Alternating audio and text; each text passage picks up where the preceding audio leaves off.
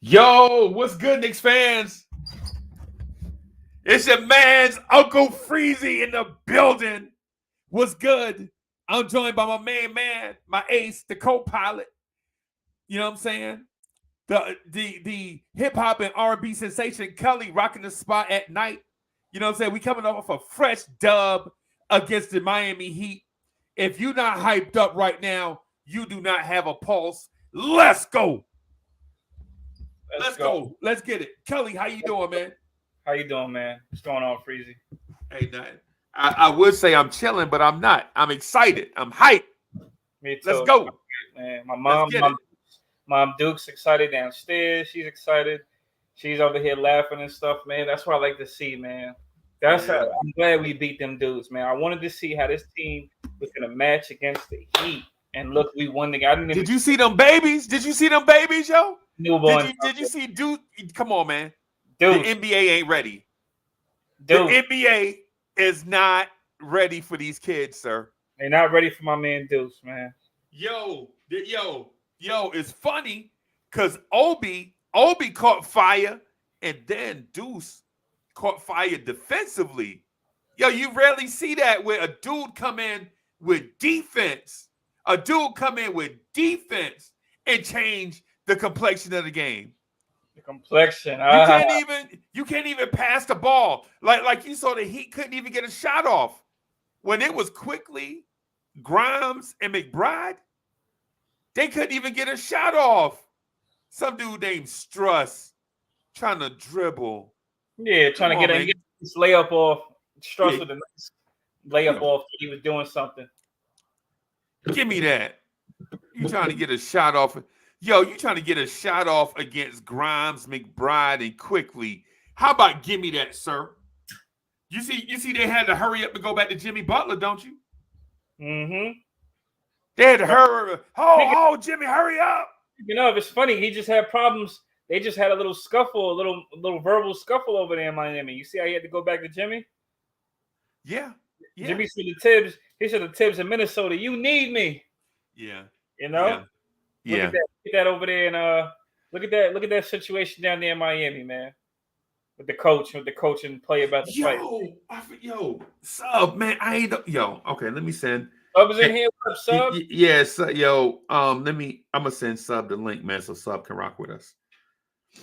Hey, so I'm sending it now, yo. I'm sending it from my phone, man. Just be patient with me, yo. Yo, Sub, that's our guy right there. Just seeing him in the joint, I'm like, yo. Man, choked for the first. It's the first time I get to hear. Pause. That's the first time in a long time I get to hear that another team, not the Knicks, choked tonight. In the fourth quarter. In the fourth quarter, yeah. And I don't think they choked. I think we choked them out. Right. I think we forced them. I think we put pressure on them. Their necks, and they choked. We put our foot on their necks, Freezy. Yeah, we put our foot. Since they low guys, we put our size 9s on their neck. You know what I'm saying? Shoes on their necks, man. Yeah, man. And the cool thing about it is Culley. Hey, listen, Mr. Culley, we ain't nothing to play with, bro. We ain't nothing to play with. This Knicks team is not a game, bro. This is not a game. We do this, fam. This is not a game. This is real life right here. You seen Kyle Lowry couldn't even get a shot off. He got one shot off, and that was against who? Taj. He could not get a shot off with McBride and getting all under his skin like that, man. Yeah, man.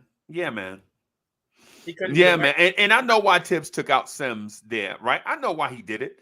He wanted to make sure the perimeter defense, if they switched and got that shot, that Taj would at least contest way out there.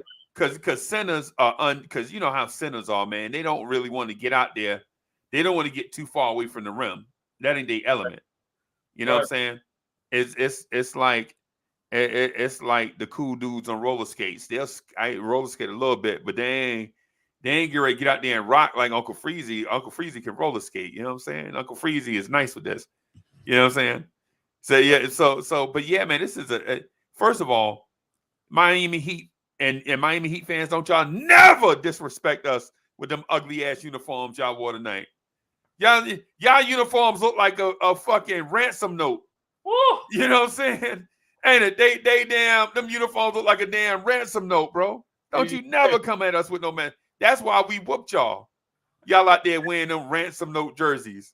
You know what I'm saying? Take this L and live with it, Miami. Now, take that. Also, Duque, what's good? I told you, Freezy, it was personal. Tonight's win was personal. Yes. And for the record, I hate the Miami Heat, bro. And I'm glad. I mean, we're not in the playoff hunt right now, but I'm glad we won. That was personal. Yeah, man. And I'm sorry about the language, but Culley was like, "Yo, it's late at night. It's like a weekend night. We feeling good." You know what I'm saying? Culley, you know what I'm saying? Doing his adult beverages. I ain't trying to tell his business. That's his business. Like them R&B stars, them hip hop stars. You know the life they live. You know the life they live. All I'm saying is Ace of Spades. That's all I'm saying. Man, women in wine. Yeah, man. That's y'all do that thing, man. Yeah, man. I do like wine and fast cars because I got me a woman for I've been with her for 30 years. So I ain't gonna, you know what I'm saying, disrespect Mo like that. You know what I'm saying? But yeah, man. Yeah, man. Black University is in the building. What's good? Salute, Black University. Soul Finger, salute, Soul. Yeah, Soul Finger. You know what I'm talking about. You know them jerseys look like ransom notes. You know what I'm saying? Meet me at the pier at 3:30 sharp. Yeah, that's what their jerseys look like. You know what I'm saying? So Culley, when we was down 17, what were you thinking? I'm not gonna lie to you. I thought it was over. I didn't really watch the game from the beginning. You know. Okay. I didn't watch it from the beginning. I thought it was over, but but see, I was out. I was out for a little bit. I came home. You know, I came home and then I seen it's funny because I came home. My mom is watching college ball. She's watching the Purdue game, St. Peter's. I'm like, oh, so okay. She's like, yeah, the Knicks are down 10. I don't want to see this garbage no more. No, I'm like, oh, really? I'm like, all right. So I go upstairs and I go to my room. I turn the game on. I'm like, okay, we down 10. It's halftime. It's going in the third. You know, we look trash. Okay, boom. Then I notice the lead starts to cut down. I see Grimes get in. Fournier's out. I don't think Fournier came back in for a while. Yeah, Fournier didn't come in for the rest of the game. Let me bring in our guy. Hold on. Yeah.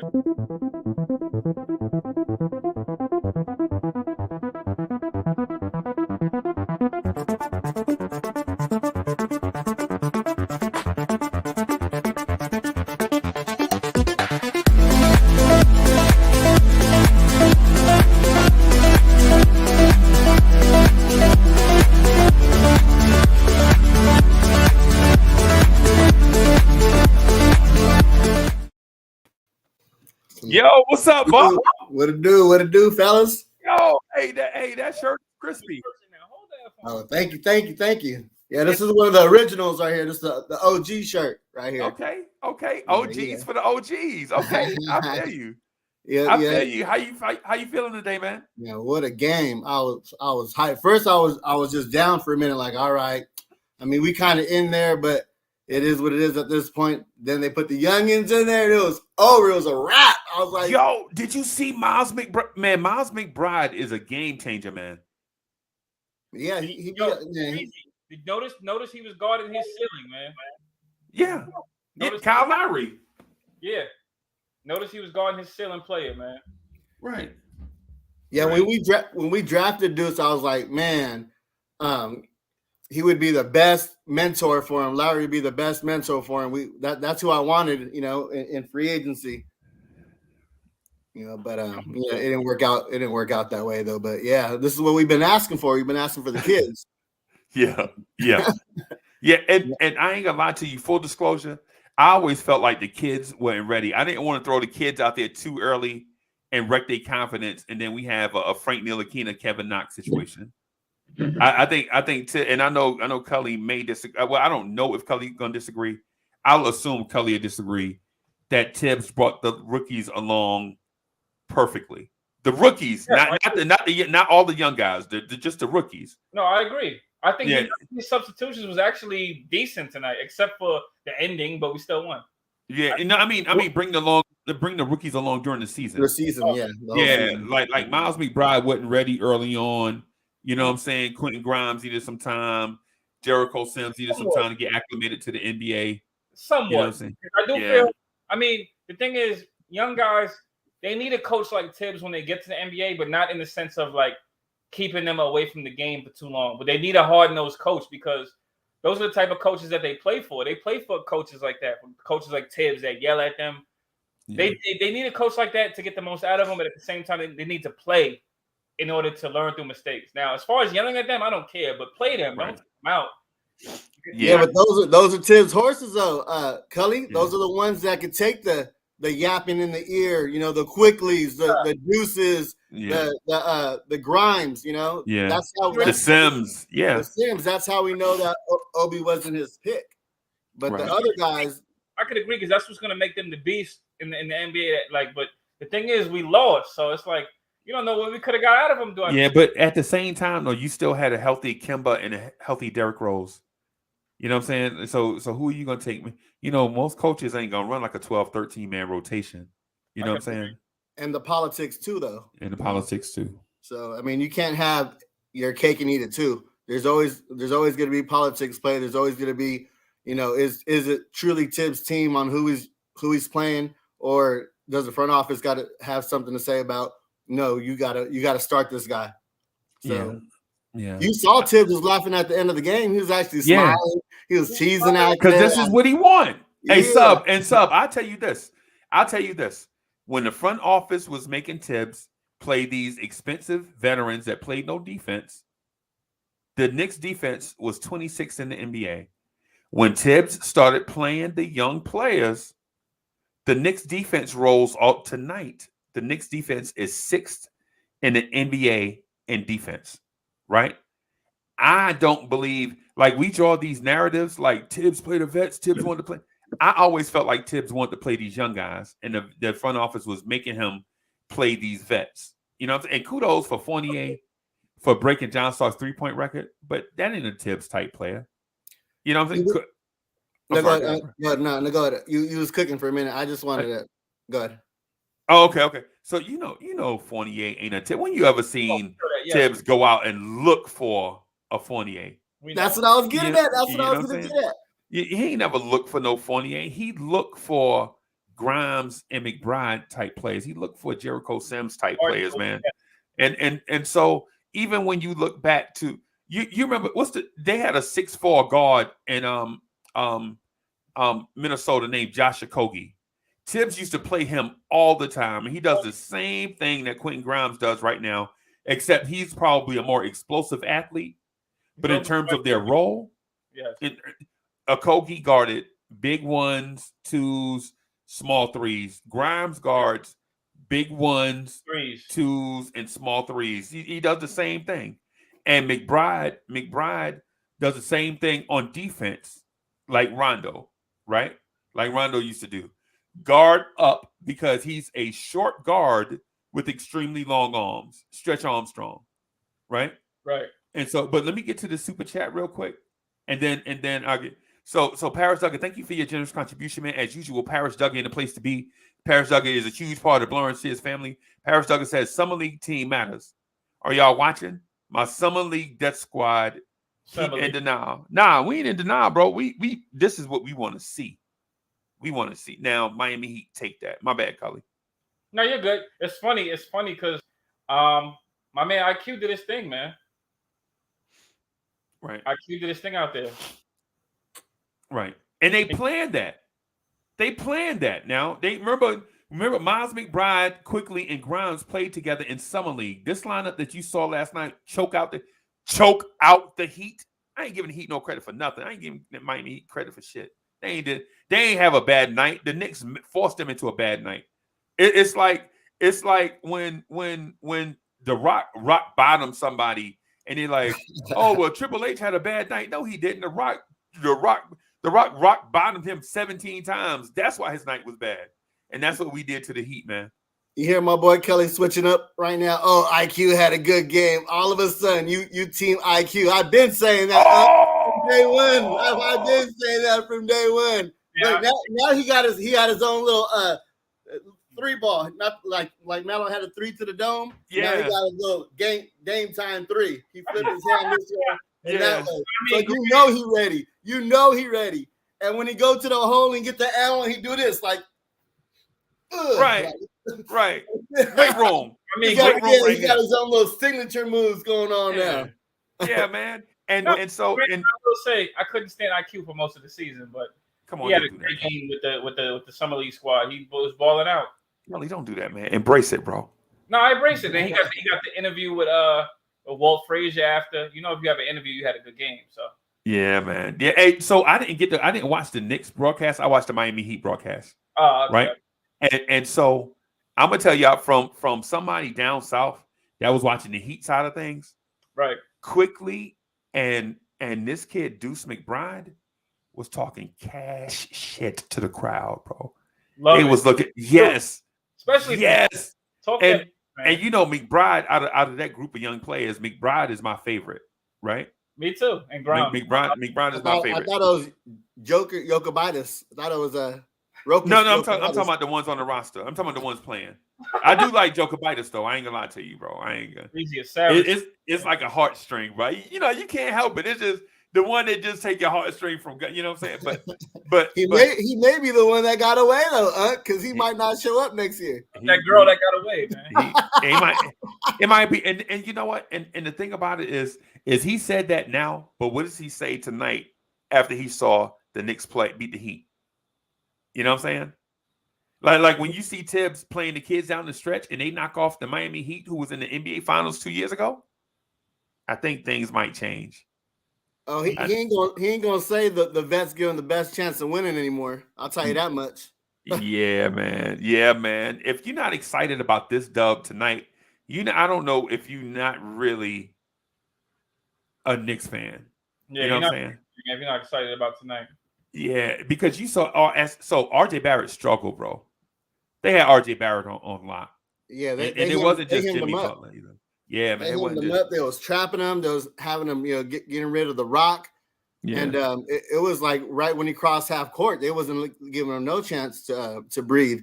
Right. But IQ on the other hand, he was pointing out. He was telling him, "No, get out of the way. I'm an ISO or come set the screen." You know, he was facilitating and orchestrating the offense, and that's what I liked about it. You know. However, go ahead. No, go ahead. Go ahead, throw some salt. I don't like cutting people off, but no, not even cut you off. The run started with my man McBride, man.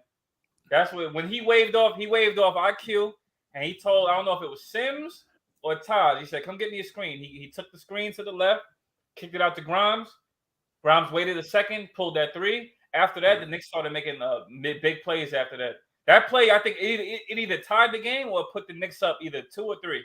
That was a big 3 that Grimes took, and it was far too. It wasn't right at the 3-point line. It was a little bit behind the 3-point line. He took that 3, waited like a second, boom, pull up. Whoever's face it was, the Heat called timeout. After that, the Heat took off. After that, the Knicks took off, man. And man. They was all feeling it. They was all feeling like they could have hit it at any moment. You know, whether they missed the first one and made the second one, they was just gonna let it fly regardless. And that's what I was liking, the confidence out there. That and the small ball with 3 small guards going out there, it threw the Miami Heat off their game plan. They weren't expecting that. That's what I liked about it. Because most teams run small power forwards anyway. Just made an adjustment. Yeah, most teams run small power forwards anyway, right? They run like a guy, like how we play Phoenix and they run Jay Crowder at power forward. 6'8". They run Cam Johnson at power forward. Cam Johnson is tall, but he ain't forward, man. Yeah, he ain't got no weight to him. You know what I'm saying? Right. And so RJ can guard them guys. You know what I'm saying? But tonight, man, I'm gonna tell y'all something. The look on Spoelstra's face when he knew that he didn't have any more tactical answers, all he could depend on is the Knicks making a mistake, and they didn't. And the Knicks didn't make a mistake. Bruh. Hey, so Eric Spoelstra was out-coached tonight by Tibbs. And I would like to see somebody in Knicks universe give Tibbs credit. Just as I say that, Culley like I'm just disappeared. Huh? Yeah, Culley, man, I ain't giving Tibbs. I ain't giving Tibbs nothing. But even with the bigs though, he ran Sims and Taj too, which that's outdated. That's more 90s basketball where you have your traditional power forward and center. And not to mention, Sims started today over Mitch, and Mitch didn't get that much playing time. So, but he balled out in the minutes he played though. Yep, he was. This game could have easily been a 20-point lead for Miami if it wasn't for all them offensive rebounds. Right. I was watching. I'm like, dang, we can't score. We can't put the ball in the basket. But Mitch kept possessions. I will say, Tibbs go ahead. Tibbs made the night by smiling. And I know who he was smiling at. It was either Grimes or McBride. I think it was Grimes when Grimes made a mistake, and he was looking at him, laughing at him. He was talking to him. That made my night because I'm like, and I can't stand Tibbs, but to see him not being mad at a youngin for something and laughing, that's what you should have been doing. Culley, give him some credit, bro.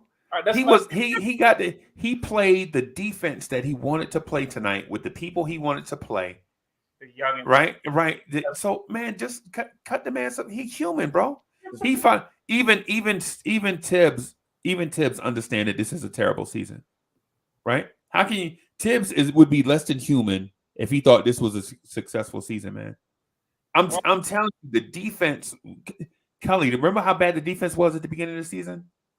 Right now, the defense is ranked 6th. We went from 26 to 6. Yes. Oh, who do you? So you got. The tip haters, and listen, Tom Thibodeau this season, you've done a bad job, bro. You've done a bad job this season with some stuff. But to go from 26th ranked defense to 6th is accolade worthy. I'm not gonna say what accolade because our record is terrible. But you got to give them some credit, though. You know what I mean? Yeah, I give him credit because like I said, he played Sims and Taj, and then at the end of the game, he matched athleticism with the matchups. He threw RJ back in there to guard Jimmy. He actually threw Obi back in there at the end of the game, which is like, do you even mess with the lineup at this point? Because if it ain't broke, don't fix it. Yeah, but it worked out though. It worked out, and like I mentioned, he finished it off with Deuce. Deuce was actually running the point for a minute, something that we wanted to see. Right. Yo, Sub, I ain't gonna lie to you because I was sitting on the corner of the bed, right? And when I saw Miles McBride bring the ball up, I was like, hell yeah. It's about time. Because remember that was the thing. I was like, yo, the dude plays scared sometimes, right? But that noise he was talking, man, he was talking trash to Heat fans, bro. He was talking that noise. I mean, him and quick. I don't know if McBride is a trash talker. I think he might be more quiet, like Sims. But McBride was talking that noise to them Heat fans, and I liked it. I believe it though, because when you look on the sideline, he's always standing up cheering and rooting on the team when we're doing something good. So if you're vocal on the bench, then I'm pretty sure once you get going, you get hot, you're gonna get vocal just as much.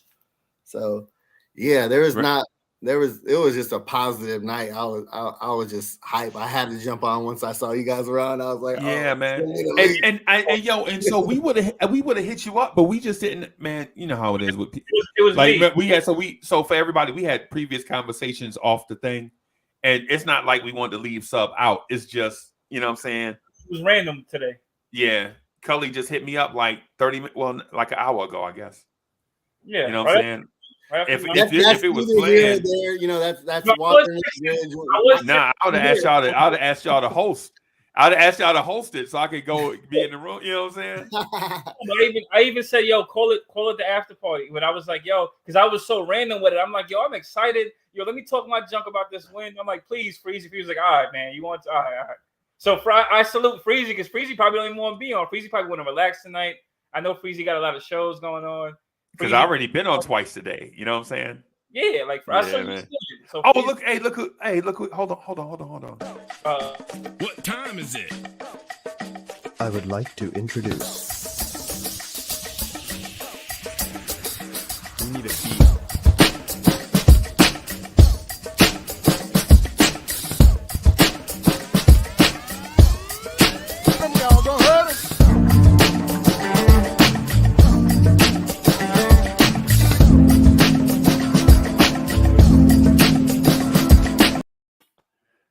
Yo, what's good, boss? I was jamming out. What's What's good, good? pimpin'? Yeah, what's up? What's good, man? Hey, how you been, That'd be man? hard right there, though. It sounds like a Shaft song. The criminals are going down.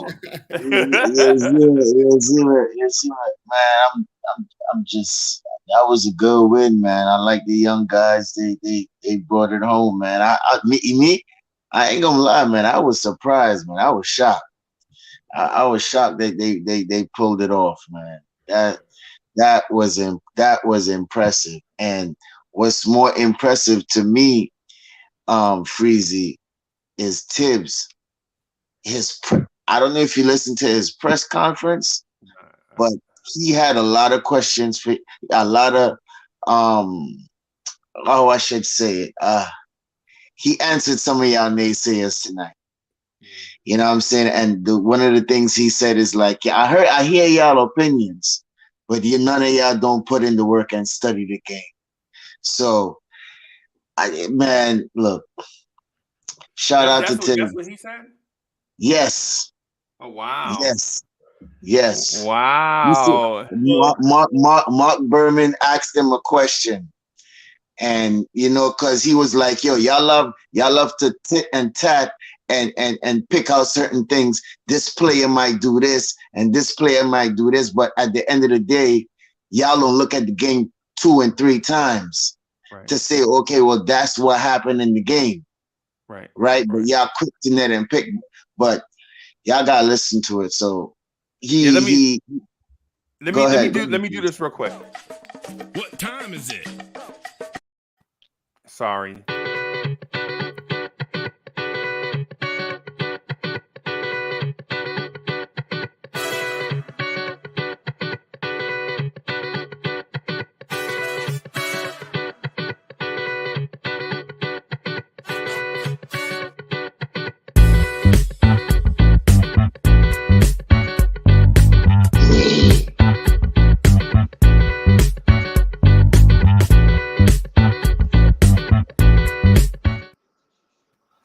Yo, what's up, boss? Can we get Katy Perry on that?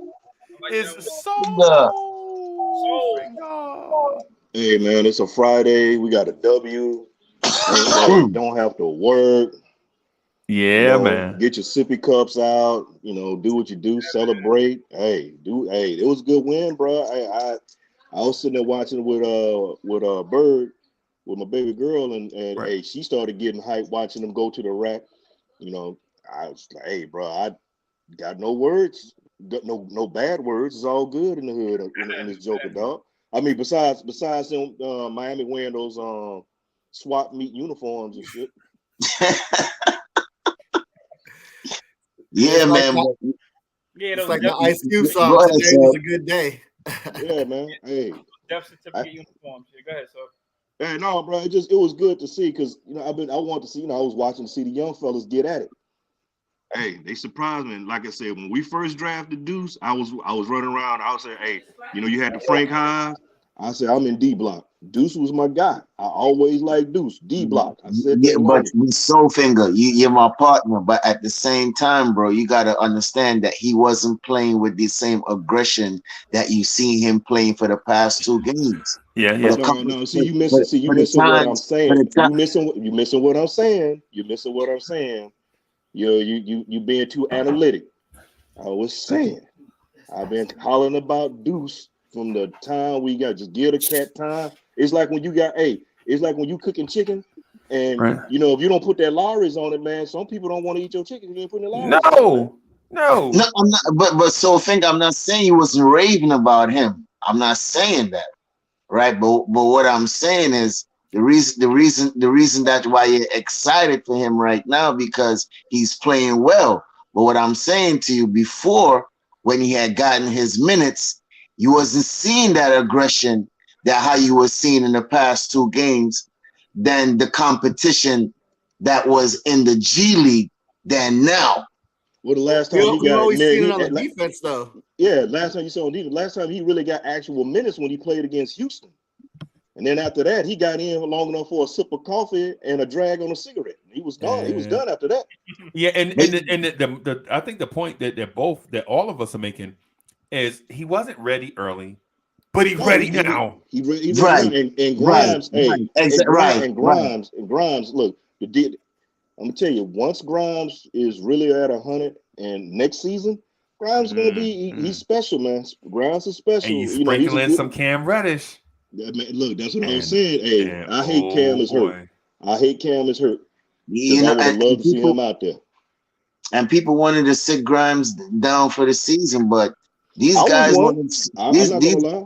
these guys want to go out there and show that they still want to play. They want to prove something.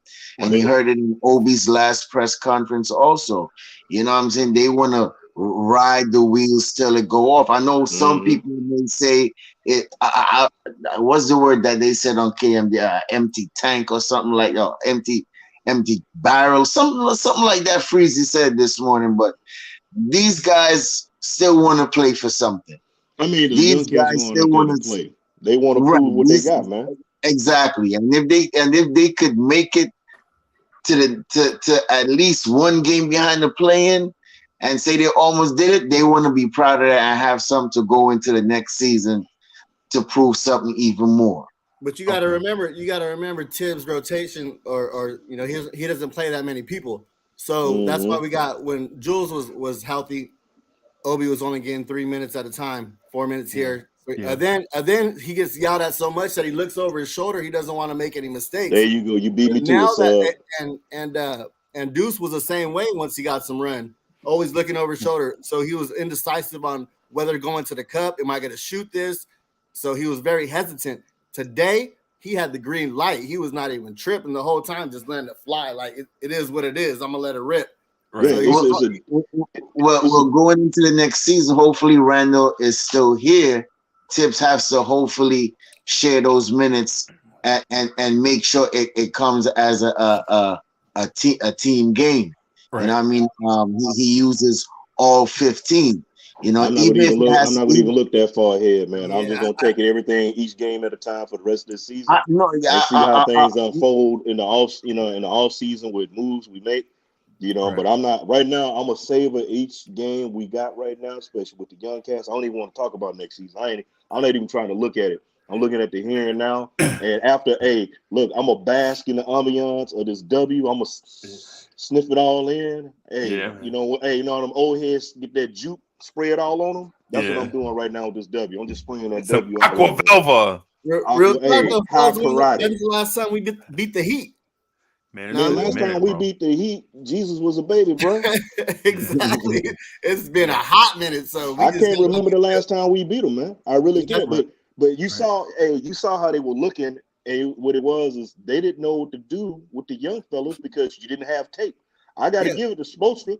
They had a hell of a game plan. Double up on RJ and make him. But RJ changed. He flipped it on him because RJ was getting others involved, even though his shot wasn't involved. He didn't really. He tried to get. He didn't get a lot of calls when he was going. He missed some shots, but he wasn't really trying to force it, and do bonehead moves. But get everybody else involved. Yeah. And shout out to Obi. I got to give Obi some love, man. 2 games. Shout out to Tibbs though, because and shout out to Tibbs. He flipped the script on him, and they was being pesty and on the defense of Miami, and then he just flipped it and threw in 3 youngins that were just as pesty and got in everybody's chest and had everyone. I'm gonna give Tibbs a shout out on. I'm gonna give Tibbs a shout out on playing, actually doing some real coaching down in the last minute, switching how you switch the players up because you need the free throws to go and you situational. He was Because I know some people would have been mad. Who hit those free throws? Because I know some people would have been mad because he played charge. And IQ also, No, I'm saying like not being afraid of the moment. Those are the kind of guys we want. You know what I'm saying? We say that RJ is not afraid of the moment. There's been many games where Randall, he doesn't want the ball. He doesn't want to go to the line because he knows he's going to choke at the free throw line. Yeah. IQ wanted that moment. You know what I'm saying? Like the Milwaukee game, And if I'm not mistaken, didn't IQ the second? IQ has he's the second best free throw shooter or third best free throw shooter in the league or something? Yeah, something like that. He's up there. It's 6, but we get what you're saying. He said, Yeah, and then I know some people might be mad because Taj played down at the end too, but I had no problem with that. That's how you use Taj. If he was using Taj like that throughout the season, situation would be a whole different thing. But I don't want to see Taj out there with 25 and 30 minutes. Look, man, right now they should be calling it. 911 should have been called on Melo last night, the night before, because of what he did to Taj on elder abuse, bro. That wasn't even right, man. Yeah. That wasn't even right, man. I mean, Ty, I was surprised to see him out there because he left his ankles on the floor, man. That was wrong, man. Right. yeah, and some people, as I said before, some people might want to give Tibbs credit, but that's what you call development down the stretch, because he kept those guys in. You understand? He trusted those guys, especially the young rooks as far as McBride, and he started Sims, and he gave all these guys minutes, So I give him his props. y'all don't want to say that he's not developing these guys, but he's doing something. That's You know not. what I'm saying? That's not what. That's not what I'm saying though. He's bringing them along. Well, I mean, I've been hard on Tibbs because I already said I didn't want him as the coach originally with these other cats, but I roll and support my team. And some of the bonehead things that he's done throughout the season, you can't over. But when you do wrong, hey, if you ain't right, we got to call it out. But if you do right, do good, we got to give you flowers, regardless if you like them or not. You got to give me flowers, man. Man. I got to give it to him tonight because he did his thing. He's a good coach. I ain't gonna say he's the greatest coach. I'm not gonna say nothing. He just for me personally, I didn't think he was the right coach for this young team. All veteran team, I'm all for it. The Lakers, I can see him with the Lakers because he got all those old, he got them veterans. roll out the icy hot and the BC powder and some Bengay and put them out there. Some Gerald. So you're not giving any credence. So I'm gonna say two things just real quick. So you're not giving any credence to when Tibbs started playing the young guys, the defensive rating went from in the cellar to in the top 10. So you don't want to give Tibbs no credit by taking these young kids and improving the team's overall defense. You don't want to give Tibbs no credit for that. Oh, no, I didn't say that. I'm not saying that. Because I didn't know we went from 26. I'm just asking in general. Oh, in general? No. Because I didn't know we went from 26. You said from 26 to 6. So we jumped up 20 spots. 20 spots in one season. But that's what you've been wanting to see him do. Granted, it took all season and maybe a lot of the problem we probably had before and behind the scenes, because we don't know what's going on in the practice facility. We don't know. We're not there. Right. So you can't say. A lot of it is with emotional whatever else. And we're looking at it like, well, why didn't you play in this cat? Why you're not playing that? When you get a little taste of something. So behind the scenes, he's working with them because defensively, Grimes and Deuce, that's what they do. That's their bread and butter. And Soulfinger, it's funny that you say that, and Tibbs said that in his press conference too. A lot of people don't know what's going on behind the scenes. Right. Yeah. A lot. Right. So when we say, when he said that, or when he hear all these opinions and hear all these things, yes, he hears us. But you know what I'm saying? But he keep us in the dark. They keep us in the dark. At the end of the day, it's them is the guys that's playing in us. Them is the guys that has to be going through all these things. We are just the fans making our opinions. Right. So what I'm getting at though, what I was getting at with that is I think it's unfair to assume that Tibbs wanted to play Evan Fournier and Kemba Walker. Oh no, that right there, Freeze. Not to cut you off. That's the politics that he was dealing with, because those two cats are not Tibbs cats. We knew that, and I had to give him a pass on it because it's basically you talking about you want to fix this. You had in mind that you said, "Hey, look, I'm about to hook up this filet mignon, and your supplier gives you pork chops." Yeah. He giving you pork butt. You're like, hold on, man. I'm supposed to be made filet mignon. I don't want no pork butt. Had my blood pressure sky high. My blood pressure sky high. Yeah, y'all remember early in the year though, towards the end of the games though, he was sitting Fournier though, Yeah. He was sitting him in the fourth quarter. Yeah, so that tells you right there that he didn't feel comfortable with him, and that wasn't his guy from jump. No, Yeah. but so yeah, then after you have to credit Fournier too. Fournier come out and say, yo, Tibbs allowed him to get comfortable in the system. Tibbs allowed him to get through his mistakes until he felt comfortable in the offense.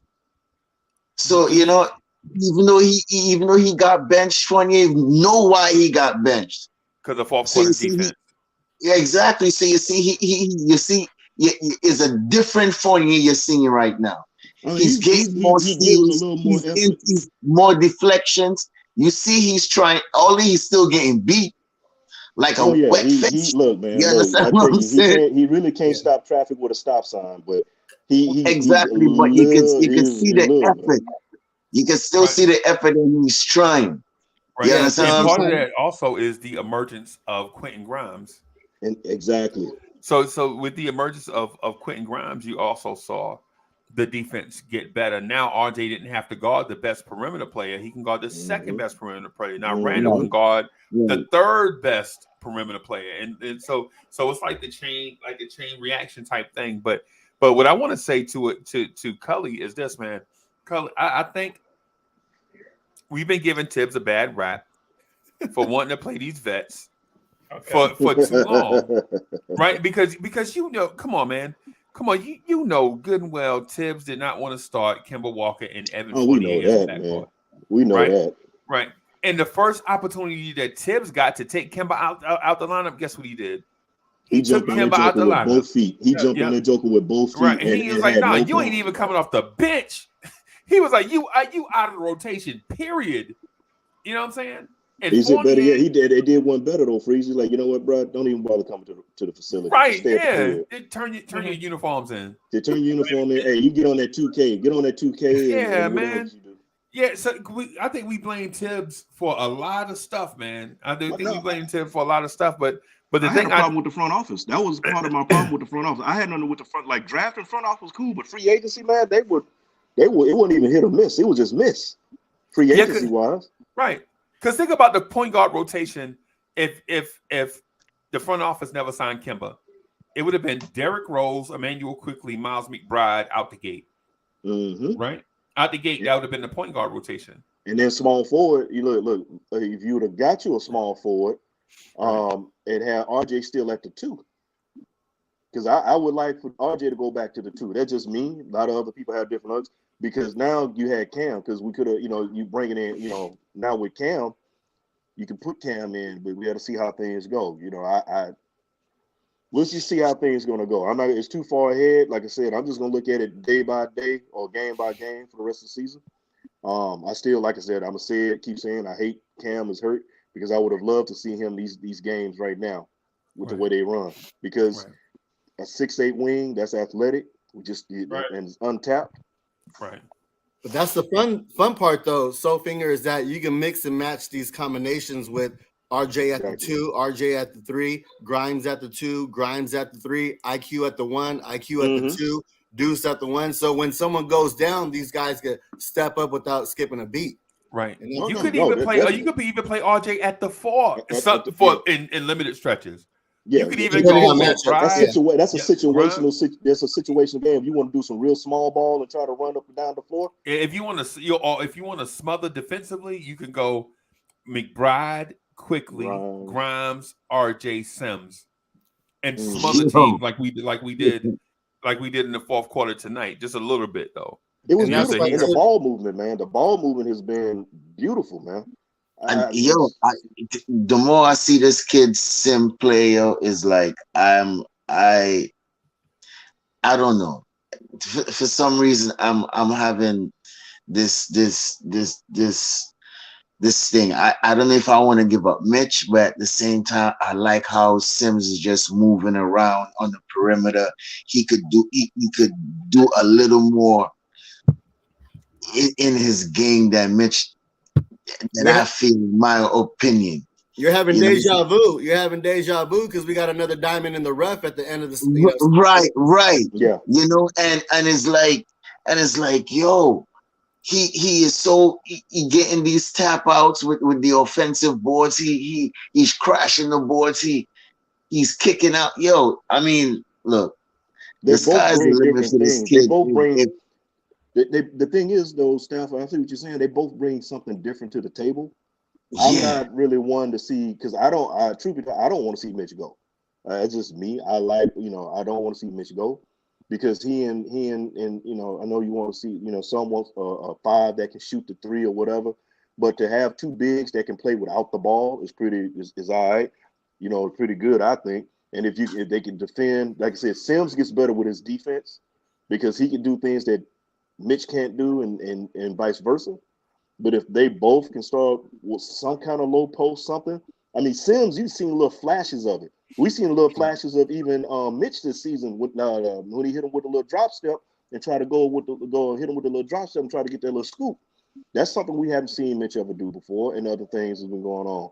But I hope we don't lose Mitch. That's just me. I know some that want to see him go, but I think Mitch is a piece, a big man that can cover that kind of ground and change up some stuff. You just and can't he had seven offensive rebounds tonight, or was it 8? He had a lot of offensive rebounds. Mitch, right? In limited minutes, yeah. He usually has more offensive rebounds than defensive rebounds. I think he had about 3 or 4. I'm not mistaken. I don't think he was like at 7. I know I seen about 2. You talking about offensive rebounds? Yeah, offensive rebounds. Yeah. He had like 7 of those. He had 7 last time. I had to go back and see. He was killing. Yeah, he was, bro. Yeah, man. Yes, my brother. You better go check them stats now. Yeah, man. He was cleaning up. He kept possessions alive. That's why the Heat didn't jump out to a 20-point lead on us. Yeah. I could have sworn with Sims was making more of those plays. Oh no, that was Mitch in limited minutes was a monster on those boards for us tonight. Yeah, man. Yeah, I just think he's good as gone. He deserves to get paid, and he's gonna go chase the bag, and I ain't mad at that. I can see him. Yeah, he had 7 rebounds, all of them offensive. Offensive, yeah. See, 7 offensive. That's big. Not defensive, but offensive, man. That's money. But once again, that's the front office's fault for not paying him earlier. Yeah, man. Yeah, should have jumped on the lap when you had a chance. Yeah. And now we have Nerlens. Nerlens like that stick-up kid. Yeah, he robbing. He He don't even need a ski mask. He don't even need a ski mask. He don't even need a gun. He just you already know what time it is. Give it up. Break bread. Yeah, man. And that'll be another thing. If so happens that Mitch does stay and get paid, then we have so much money in that center position. But you can move. But the thing is, they'll probably move because they signed Nerlens for a 3-year deal. The 3rd year is a team option, correct? Right. Yep. Yeah. So basically, that's a 1-year deal. So that's like an expiring contract. So some team, that's money. That's like gold. Platinum. Why wouldn't we just keep it if it's an expiring contract? Well, it'd be smart for us to keep it because the expiring contract. I mean, the thing is if when the trade deadline come up for next season, you're still holding on to it, you may want to do some kind of move, possibly. It depends on where we at. Where we at and what you can get. Yeah, because if we a top 4 seed at the trade deadline, you don't trade them because you're gonna need your big man depth in the playoffs. You need those bodies. Yeah, but if we have another season like this year, he should be gone. You know what I'm saying? Yeah, but then again, if you're not playing him, then his value goes down as well. If he's just riding on and there goes Sims. But Sub, that cat, man, he rolled out of bed. If he fought, he may be out of line. He may be out for about a couple of months as fragile as he's been. Mr. Glass? If I'm not mistaken, man, he's only played like 28 games this season. I'm ready to get rid of Noel, man. I'm ready to ship him out, man. Yeah, I think Noel only played like 28 games this season, man. Yeah. What'd you say, Culley? So he's never available for us, man. Get him out of here, man. Yeah, man. I'm ready for him to go. Yeah. That's one player I'm ready to see go. People yell for Burks to go. Noel is one player. Only problem, Burks was playing out of position, man. He played out of position. But when you have Burks in there with somebody running, like when RJ's making the decision, you see how better Burks playing when he's not the one had to make the decision with the ball. He can go and sit where he needs to go. Yeah, that's what I'm saying. I would like to keep him on the bench. You know what I mean? People will still say how they want to get rid of him. People will say they want to get rid of him because it's too much of a log jam. Because Cam ain't gonna play. you know. But I was still Cam's like, gonna play next I year. was still like him Cam gonna play as next a year. They're gonna bench have to player. see. They're Yeah, gonna have to Burks see is what they got in I him. would still want to come off the bench still. Burks is a Tibbs guy though, because you see he always raves and about him playing different positions 1 through 4, and he's even guarding 4s now. He was guarding Kuz on Friday. Yeah, Mhm. at the 4, At the 4, yeah. while Randall was guarding KP at the 5. Yep. So he's not letting that guy go. If he has any And say, truth be told, it's a situation like Freezy was saying earlier, just not too long ago. It depends on where we at and what you can get. Because I'm telling you, somebody may knock on the door and go, "Yo, what's up with Burks?" And you need to move that as Golden well. State would be smart to do it for Golden State. Would be smart to trade us James Wiseman for Alec Burks, right? But he's injured, man. You want an injured big man? They just said he's out for the season, Freezy. But Hey, he's that's out out for for the out season. for this season. He's not This out season, for yeah. next season. You know what I'm saying? Because the trade deadline is passed, so no transaction is going to happen this season. Nope. You would do it next season with the eye to grooming James Wiseman to be the combination of Sims and Mitchell Robinson. Yep. Because truth be told, James Wiseman is just as athletic, or maybe more, than Mitch. Yep. Right? And he can shoot the Joker too. Yeah, and he does the stuff like Jericho Sims does, like the screens. His only deal is that he can't stay healthy. Yeah. You know so what let I'm me ask you this question: why didn't the Warriors do that at this trade deadline then, knowing they're going to be a playoff team and run for a because title? Wiseman was hurt. Wiseman was hurt at the trade deadline. Yeah, they had a bunch. You can trade hurt players though, can't you? Yeah, you can. Yeah. They could have traded him if they wanted to, but But the Knicks were still looking to get into the play-in. I think they still see a gem in him. That's why they keeping him. They ain't gonna just trade him like that. And then he's still on a rookie contract. Yeah. Expensive rookie contract now. He makes like $10 million a year. He was like the number 2 pick in the draft. Yeah, number 1. Yeah, but that would have matched up evenly with Burks' money though. Right. That's why I proposed it. Oh, okay. Because they make the same money. You know what I'm saying? And both teams get exactly what they need. Yeah, 10 the Knicks mil. get a young center. They get a they get a vet shooter off the bench that can play multiple roles when Steph Curry, Klay Thompson, and Andrew Wiggins sit. Not all at once, but like if Klay sits, Burks can fill in. Burks can fill in, and you can keep the party going. Yeah. Exactly. So, yo, Juju 92, what's good? But we Knicks fans, though, we overvalue our players and don't nobody want them. Don't nobody want Burks or Noels. That's why we're trying to get rid of them. See, the thing is, I'm looking at it contract-wise from the business side, not playing because those expiring contracts in the league, man, you know, you want to do a salary dump or something like that, you can get something with that. You can move those. Somebody who's willing to take an expiring contract to open up. Exactly. Set themselves up for the offseason or whatever. We can get an asset or something for that. And look, some playoff team will want somebody like Burks, or Noel. You understand what I'm saying? I'm talking about a playoff team, not a young team. A playoff team. A Denver Nuggets. Right. And, you understand what I'm saying? Yeah, I'm saying it will be LA Clippers. Well, that's why I said go get Brunson for Noels. You know what I'm saying? They're both, they're I don't know. On an expiring contract as well. People saying Bronson, people saying Sexton, people saying keep what we have. You know what I'm saying? I just got to see what this front office going to do. All of us have our opinions, but the clock is ticking for Leon Rose and World Wide West. No, I hear you on that, Stafford D. I hear you on that, dog. You and I had chopped it up on that before. So, like I said, when it comes to them drafting, granted, they had some questionable moves because, we were all in disbelief when they traded back. You're like, man, what the hell? But we made good picks, and then I'm with Freezy on this one right here when I say this name, Rokas, because I like that young cat too, but he's not gonna come over here anytime soon. Right. Don't expect to see him for a couple of years. That was a pretty good draft and stash. He's getting better, so maybe in a couple of years we may see him. Maybe. I'll tell you what, I'm going to say this, and I know it's going to be unpopular, but if Quickly, Grimes, and McBride can play every game or somewhat be consistent like they were tonight, I don't think you have to look externally for an answer to you. I think all you need to do is move your vets out of the way Move your vets, slide your vets off somewhere for future assets. Let the young kids play and continue to get continuity and chemistry playing together. Because and so Culley and Soulfinger probably remember this. But you remember when I said make sure you play the kids because the kids need to play in high leverage games. Yes. That's how they get better. Culley, remember how I used to say high leverage games all the time for the kids? Yeah. This is the type of game like tonight. This was a high leverage game. Exactly. Right.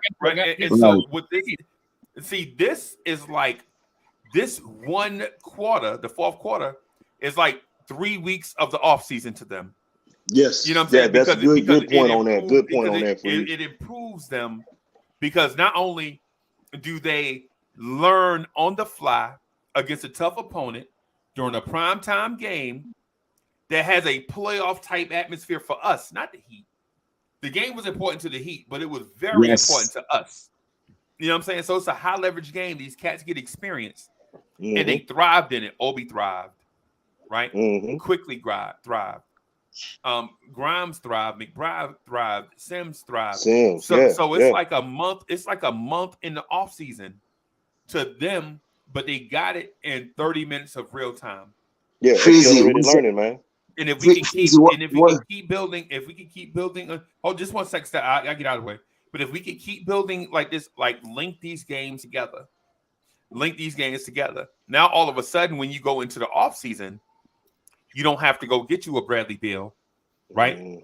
Because these guys can now that they have these experiences under their belt and these tests that they passed. Now you don't have to go out and spend. Now you don't have to trade them for a guy that has been there and done that because your kids have been there and done that. You know what I'm saying? That's why you've been saying, pay Cam, pay RJ, keep these young kids in house, and keep growing, let them grow. Right, and what's the key thing there? Development. Some people that might even want to admit it, but it's called development. You know what I'm saying? So they learn through what they got to do. Although they should have been, I get what people are saying. They should have been playing these guys early in the season. I mean, I still feel like they should have played some games some earlier. I'm one of those that feel like they should have played some games earlier. Situation especially when our veterans weren't getting when they were out there. So y'all want to turn these young guys into Frank Ntilikina and Kevin Knox. No. I'm not because playing too early and ruin because them. Guess what? Guess what? I had was to put myself. Well, I was a coach, but I was a coach for soccer, right? And this following season, I wanted the same kids that I have, but at the same time, I had new guys. And the parents was still urging me to play the new kids, but the new kids wasn't ready. You understand what I'm saying? But I still had to play them, even though they wasn't ready. I still went with my major vets, right? What I'm trying to say. But going along in the season, they started to get better. Some of them couldn't even kick a ball too hard. Now they had the aggression, right? As I was bringing them along slowly to kick the ball even more harder and to go at and tackle these other kids more harder. You understand what I'm saying? So when I see Tom Thibodeau bring these guys in a way, what I'm saying, along where they say they wasn't ready and they're tentative, like how McBride was earlier in the season, the way how he's aggressive now, and Tibbs seeing it in his practices. He's more aggressive and he could put him out there and he could trust him. That's the same thing that I was seeing in my kids, that when I was doing that, you know what I'm saying, doing the practices, going along the season, and as the games come in and I needed them to play and they came up big to me. You understand what I'm saying? So that's what you're seeing these guys now. Tibbs is taking a chance now and putting these guys because he's seen their growth in practice, you know what I'm saying, doing along the season. And he could put them in now in these games and develop them the right way.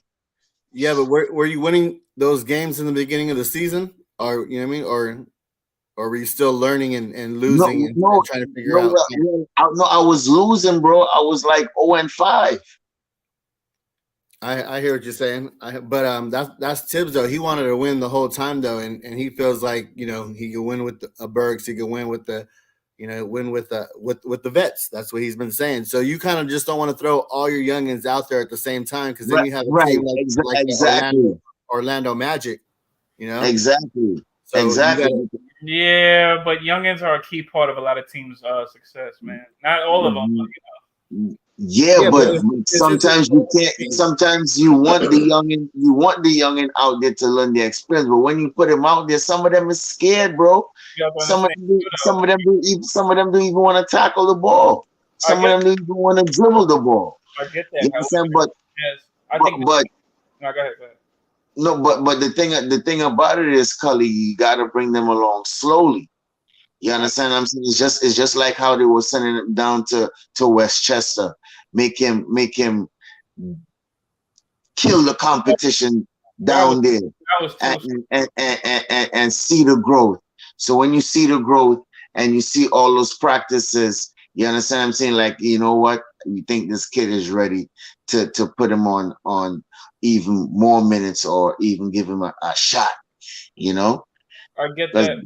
That was too slow for them to bring him in. Like, some of these guys, sometimes it's the hunger. Like, some of these guys had the hunger to play, and what was I gonna go? And another thing too, though, like, I think we have more youngins than vets on this team, if I'm not mistaken. I think we have about 5 total.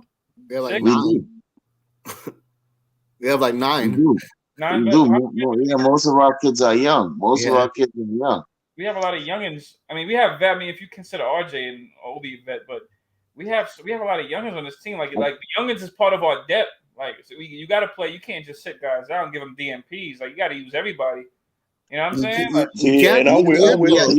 but Culley, I'm with Culley on that though. If you going into the season, bro, you as a coach, and you know your players, you going into win, bro. You understand what I'm saying? So you're going to use the veteran players and the good players that you know that could play. You understand what I'm saying? It's not like you'll say, okay, you know what, one of your players is out, so you have to use one of the young guys. Fine. You understand what I'm saying? But you going into a season knowing, say, all right, this is what you have, and this is what you know, and this is what you're going to play. Right. You understand what I'm saying? So that's why even though people may say, you know what, we should have still played these young guys early in the season. No. You got to look at it like this too, though. You got to look at it like this too. Like, we made it to the 4th seed last year to the playoffs. So just think about the team being a varsity team. The varsity team made it to the playoffs, and then the next year you bring all these youngins. Those youngins aren't going to start when the team already made it to the exactly. Team already made it to the playoffs. You know what I'm saying? You're going to slowly acclimate each one of these guys one by one when they're ready to take certain positions. And Grimes was the first one off the bench. I have a comeback for everything y'all say. Go ahead. See, I'm gonna tell you now. I'm over here with Culley on this one. I've been riding with Culley. I hear what you're saying. Excuse me, but I'm riding with Culley because, yeah, you want to bring. It depends on. Okay, you the coach. You know who can do what at what time. But you have some young cats that's ready to get off in there real faster. Now, the other thing about it is, I give Tibbs his props of playing them now and where they're using them, but let's keep it a buck. It wasn't until we had the Rona issues and injuries he was forced to play a lot of these young cats, you know. And then what was mind-boggling was the fact that, you know, we know, you know, you're looking at.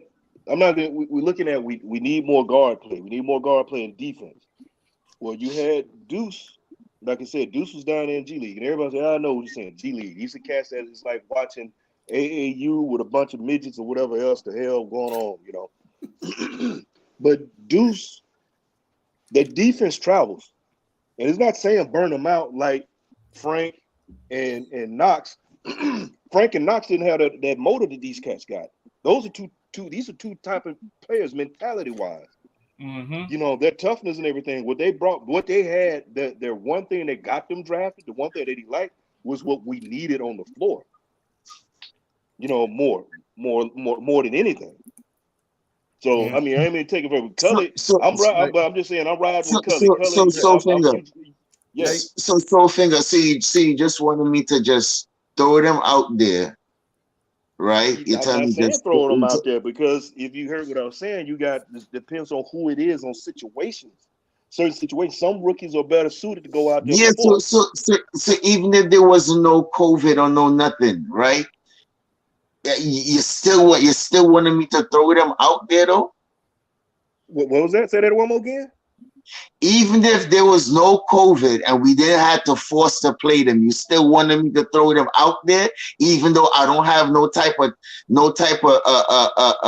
tape or evidence they can handle some type of ball pressure apart from practice. Apart from practice, okay. Well, this is my rebut on that. Josh Giddey, Trey Mann, Bones Highland. Those are rookies. Those are lottery teams. Those are lottery teams. Those are all young teams. They're young teams, but we got veterans out there, so you can offset whatever you're saying. They got to get out there and play it sometime. You know, I'm not saying throwing them to Culley, the you got a wolves. super chat, yo. Shout out to the super chat platter for my man Paris Douglas. Salute for feeling generous. WW West forced Tibbs to change by going to Dolan. Boom. Paris Douglas hit the nail on the head with a sledgehammer on that joker. That's a lot of pressure on Tibbs right there. You know? Man. I still, man, yo, somebody got to give me a better argument than that for me to. Let me ask you this though: saying we're fully healthy, how do you get minutes for everybody? Yeah. Well, okay. Yes, real quick. That is the same thing me I try to say. Go ahead. That's the thing, though. We have a lot of depth on this team, and Tibbs didn't utilize the depth. Instead, he played guys out of position. And then when you had the protocol at the beginning of the season, that was a glimpse of when he was forced. So who did he play out of position? Your man Burks, when he could have went to McBride sooner. Yeah, he played Burks out of position after Kemba Walker and Derrick Rose were hurt. He played now. Granted, he would have used Rose earlier. I mean, he would have used Rose all season, but he played Burks instead of McBride. But McBride is a rookie point guard that was drafted in the second round. You gonna give him the keys to your franchise? You're giving him the keys, but you could let him at least get some run. Put him on the floor. Yeah, I mean, I understand with getting him some minutes, but I don't know if we can say you know what I'm saying, legit that Kemba out, Rose out, just start McBride. I don't know if you can did that back I wasn't saying start. They need to play. They need to get on the floor. Right. I wasn't looking to throw him out there in the starting position. When you got somebody else to go in, but he should have been getting some. They should have getting some kind of minutes, especially like somebody like when we were down bigs. Sims should have got a little more action than he did. Even though out of it, he started off before everybody else.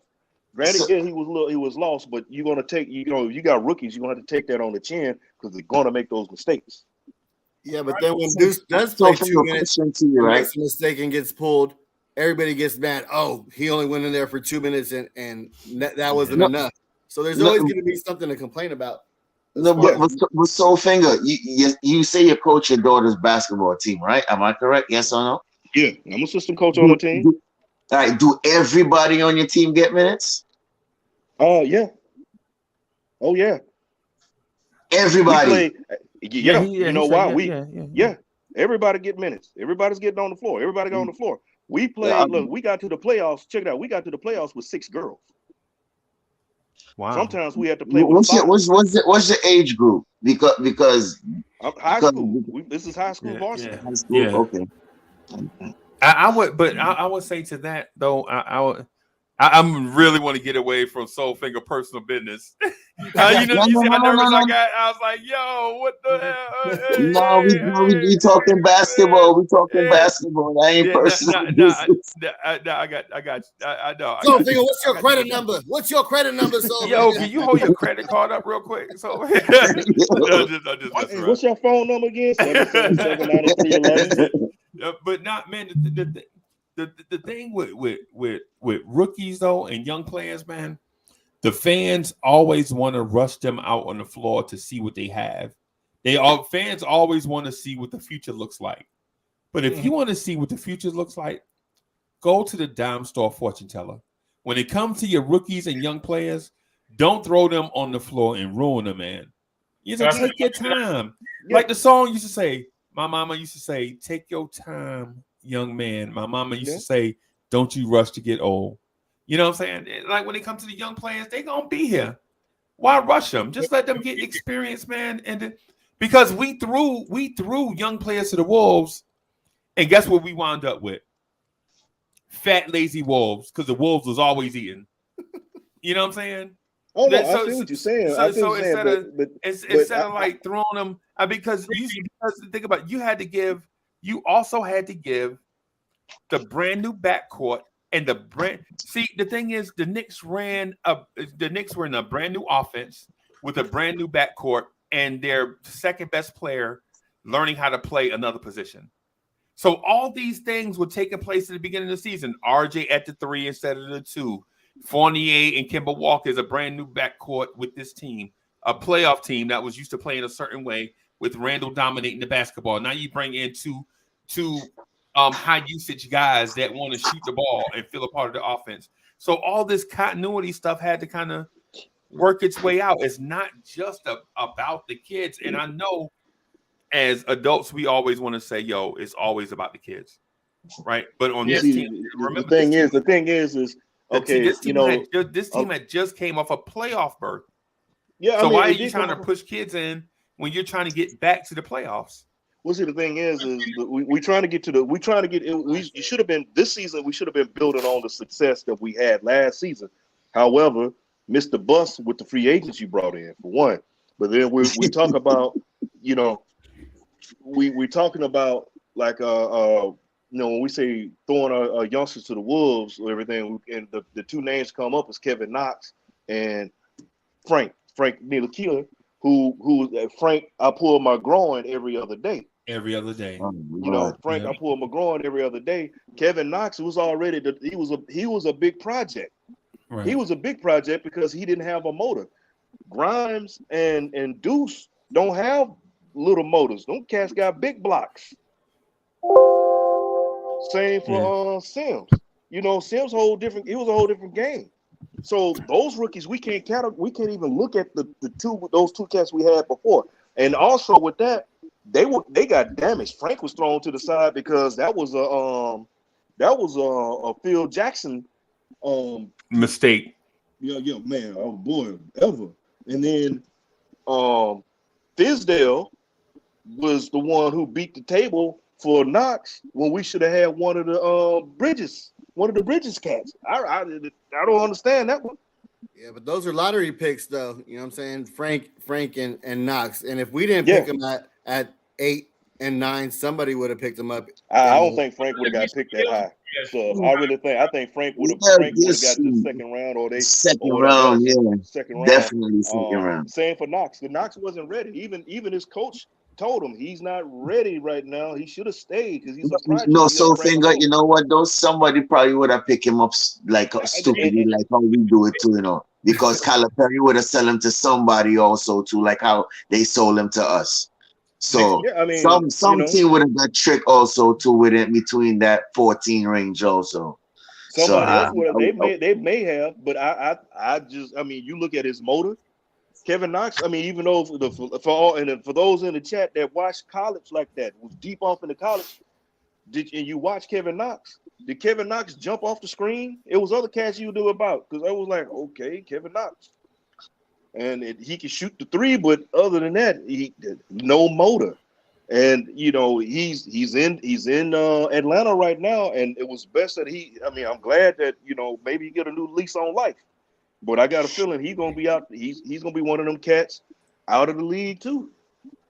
Well, Or I he'll hope just he be a save his journeyman or money an and extra open up a player. little business. Yeah, I think the Knicks ruined him though.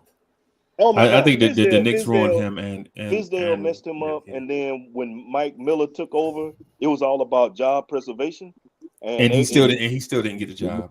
and he still didn't get the job. So they Well, messed him up. It's more, you know, and maybe Atlanta could get him right. I mean, you know, they did help out Tim Hardaway. Maybe. Well, I don't know about That that. kid needs some years in the G League, man. Yeah. Kevin It's too much people in front. It's too much people in front of him. So finger. What No, about I'm just DSJ? saying. What about Look, DSJ? it goes to what you just said, Breezy, about Knox going to the G League. Because remember, they said, why don't you send him to the G League? Fizdale was against sending him to the G League. He wanted him to stay right there. He can learn right here. Fizdale's an idiot, though. But look at where Fizdale is at now. He got look. Carrying LeBron bags. You notice the year they signed Fizdale, the year they team a disaster. Yeah. Probably he ain't telling them nothing on the Man, side. his name I don't think his name is David Fizdale. I think his name is Bad Luck Barry, bro. Yeah. I think he's still writing together on the clipboard. Got a whole alias, man. That man's a con artist, man. Yeah. Remember he used to say, "Oh, you kill what you eat. You kill what you eat." Yeah. But I feel like you keep what you kill. Yeah, he said that mess all the time. What you kill. Yeah. And everybody on the bench skinny. But that's how I feel. That's how I feel. Tibbs' slogan is right now. You know, you eat what you kill, and then you get the minutes out there. You know, Grimes is showing that. IQ's been showing that, and now it looks like it's Deuce's time. And Sims has been doing it lately too. You know, because he could have easily put Mitch back in there at the end of the game instead of Sims. And he chose. Yeah. Check this out too. Even people have been calling for IQ head since it even started at the season. Not me. You know what I'm saying? And, no, I just felt that IQ was playing out. Somebody on this panel in the corner was calling for IQ head from Go. If y'all let me do his impression real quick, I just don't think he a point guard, man. You know what I'm saying? I just think Tibbs should be fired. You talking about Randall IQ? And yeah, this is somebody on this panel was like, yo, man, Tibbs is crazy for that, man. That's a fireable offense. Yo, one night, no lie, one night I had a blowtorch in my hand. I'm like, great, cut something, and I just hear Jay-Z busting like, yo, that's a fireable offense. You know what I mean? I mean, he started quickly at point. You know what I'm saying? And I'm like, yeah. Check out my lemon pepper freestyle. Check out what I do to Henny. All right, Pippin, I gotta go. All right, y'all. Yeah, man. But if you really check it out though, from since in the summer league, they've been grooming this kid. You know what I'm saying, to be what he is right now. And you talking about IQ style? His whole IQ. You see, he's been going through his whole trials by not making the right decision, shooting erratic. You know what I'm saying? But now, since after the All-Star game, he's been making better decisions. You know what I'm saying? Know when to take the shots, know when to be aggressive. You know what I'm saying? And you could see he's trying to be a floor general by directing people where to go, when to come. If you see in the game tonight, you see where he was telling Sims, come here, go down there. You know what I'm saying? Going where to go. Yes, orchestrating. Yeah, he, you know what I'm saying, doing his thing. So you got to give this man credit. You know what I'm saying? Give him his props, but I still feel, even though he's learning it, I still feel that he's still playing out of position, man, because he's much better. I'm not saying he should be in a position where you need a little spell at a point guard, will get a little taste to put him in there for a certain period of time, but not to be the point guard. I still see IQ as Vinny Microwave Johnson. That's his job. Hey, IQ, I need a bucket. Go get it. IQ's he's not a point. He's a combo and everything. He's gotten better running it. But so finger, what in the league right now today, will we seeing the traditional point guard? There's only one. Are we seeing that traditional point guard like how we used to see back in our days? Oh, you talking about other than Chris Paul? They got different point guards, but exactly. he's So, a no. But hold on. Let me finish. Before you continue, I'm gonna let you go. We don't see those point guards. There's no actually point guard in this league today right now. So all these guards that we're saying is mostly if you want to say combo guards or whatever you want to say, that's what's in this league right now. So there's no really like point guard. That's all I'm trying to say too. Yeah, their score first mentality is what Steph was trying to get at. Yeah, you got some of the stars scoring first, but IQ he's more of a 2 than he is of a point. You know what I'm saying? Like Maxey, his teammate was more point guard oriented than IQ, even though he's a 2, but he's more point guard oriented.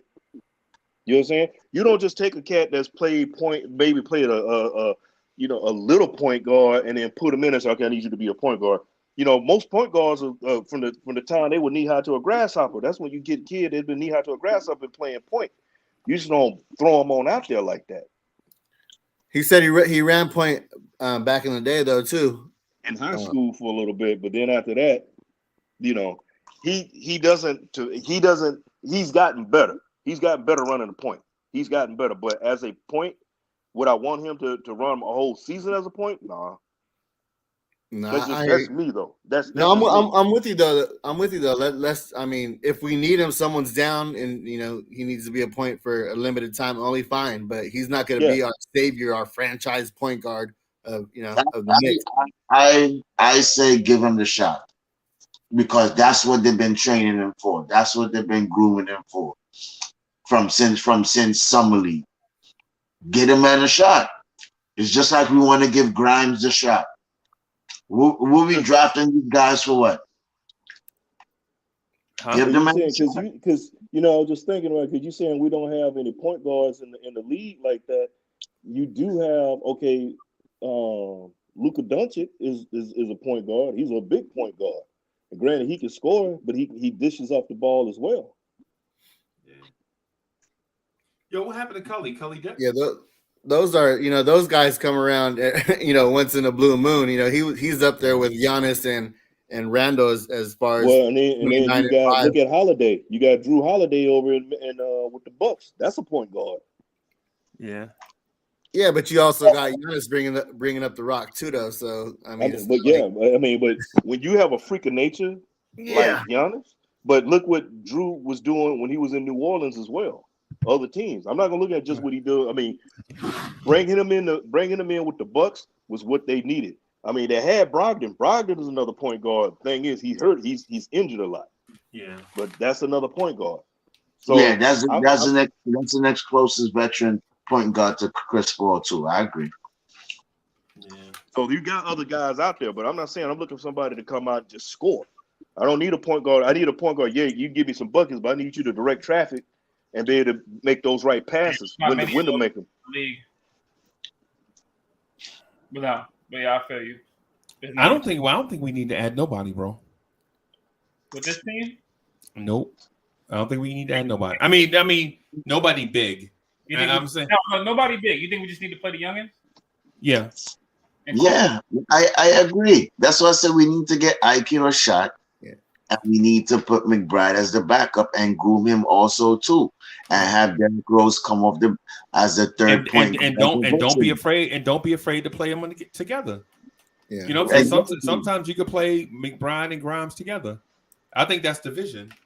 Yeah, because right now you don't know what the pecking order is, so you get all those guys on the court, and it'll work itself out as far as who's number 1, 2, 3 option, who's more of the defensive stopper, just things like that. It'll all work itself out. We just don't know who's who right now at the time. And like the conversation we're having right now, is IQ a 1 or is he better running the second unit or playing off ball? So the more they play together, the more we'll figure out who plays better with who and what combinations work and things like that. So I'm with maybe matchup dependent. It may be matchup dependent, kind of like what Sub is alluding to. Like just and hate this to sound. You know what? As fans, we hate to, as fans, we hate to say, I don't know what the answer is. right? But guess what? We don't know what the answer is. No, So we you're right. because you don't know if Quickly is not the guy yet. You know what I'm saying? Because he definitely looked like the guy tonight. Right. Right. No, You know what I'm saying? Against a great defensive Freezy team. been doing it. He been doing it since the All-Star game. The past, he's been averaging over 15 points since the All-Star game. So you know man. he been proving his point. You know, from then. So Right. I say, you know, in my opinion, give him the shot. Give it to him. And so and I say it and stuff. I want to say it in a sense like this, so that people won't get my words twisted, right? I'm not saying if a young point guard is available, don't get him, right? If a young franchise point guard is out there, of course you go get him. Whether it's draft or trade, if it's not too expensive, then of course you acquire more talent at the position. But what I'm saying is I'm not going to trade Grimes and Sims and Obi for a young point guard. Yes, there you go. That's what I'm saying. It got to make sense. Yeah. So you know what you put down. Yeah. Yes. And then plus two, if y'all noticed, Grimes, McBride, and Quickly, those three are who choked out the Miami Heat, stopped them from scoring, and went on that run. And then eventually they brought Obi and RJ back into the game, right?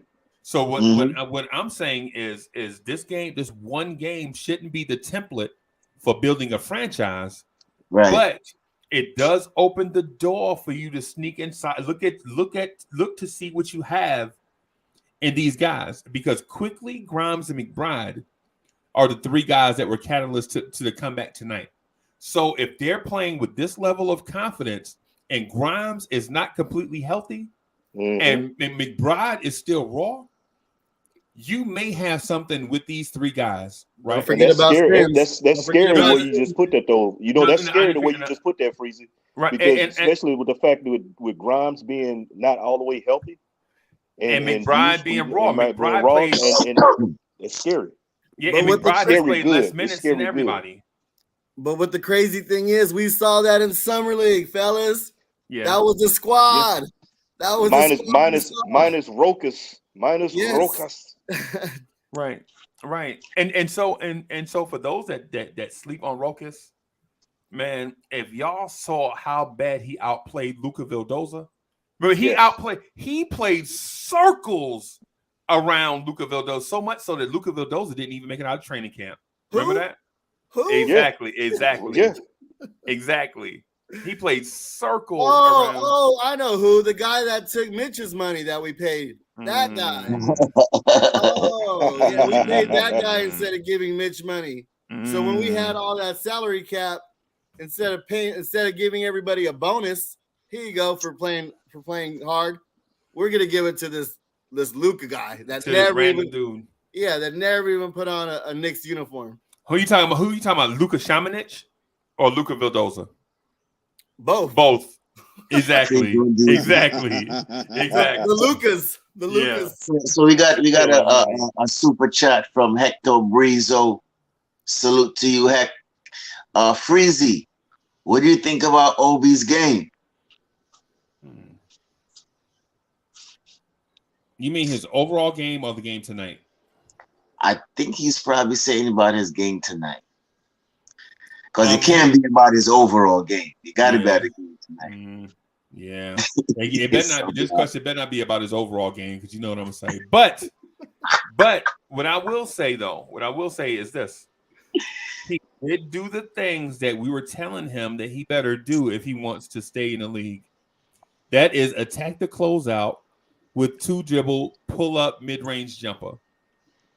Sub, you saw that tonight, right? You saw it when they closed down on Obi. He put the ball on the floor twice and he had a little mini. Pull up. Yeah, hit him with the pump fake and then put that joke on the floor and pulled up. Right. That was the thing that I had been saying that Obi needed to do. Right? Because without that, teams won't respect his three nor his drive to the basket. You know what I'm saying? As an NBA scorer, you have to be a 3-level scorer. If you're a 1-level scorer, no matter what level it is, Like if you only score at the basket like Mitch, teams ain't gonna respect you, right? And if you're just a 3-point shooter like Kevin Knox, teams ain't gonna respect you. You know what I'm saying? You have to have that. Even Emmanuel Quickly had the 2 levels of scoring, the 3 and the floater. And that floater. Yep. And see, he didn't get respect until he started driving all the way to the basket. You know, when he started driving all the way to the basket is where his game turned around this season. Well, Yep. so you know what? I don't think saying? anybody like the last game we played Charlotte. Did anybody even realize that Obi went coast to coast? Did anybody bring that up? Because that last game in Charlotte, Obi went coast to coast. Yeah. Wayne Peterson said Obi did something tonight. You said he didn't do. What is that? What are you talking about? I don't know. You talking about the dribble pull up? If you're talking about the dribble pull up, I understand he's talking about that he didn't do overall. Yeah. You talking about that Obi didn't do overall. I get it. I understand where you're coming from. That's what I've been begging Obi to do. Stuff like that and stuff like offensive rebound. Stop trying to leak out for dunk contest dunks all the time and get your big behind rump on the board. Right. Big for nothing. So The thing is, you know, with Obi, you running past Yeah. guards. with his athleticism, I would love to see him. See, in the offseason, I feel he should go to Akeem's training camp, go to his camp and work with Akeem on his footwork. You know, work on those low post moves. You know, maybe even because you know, Akeem, you said, you know, Akeem and Mikal had some of the best footwork to ever play the game. Yeah. And if Obi can develop some moves like that down in the paint, man, and work that mid range, be consistent on that mid range, that'll open the doors on it for him even more. And you just got to work and continue to work on his footwork and improve his defense. I think Mitch could use some footwork too.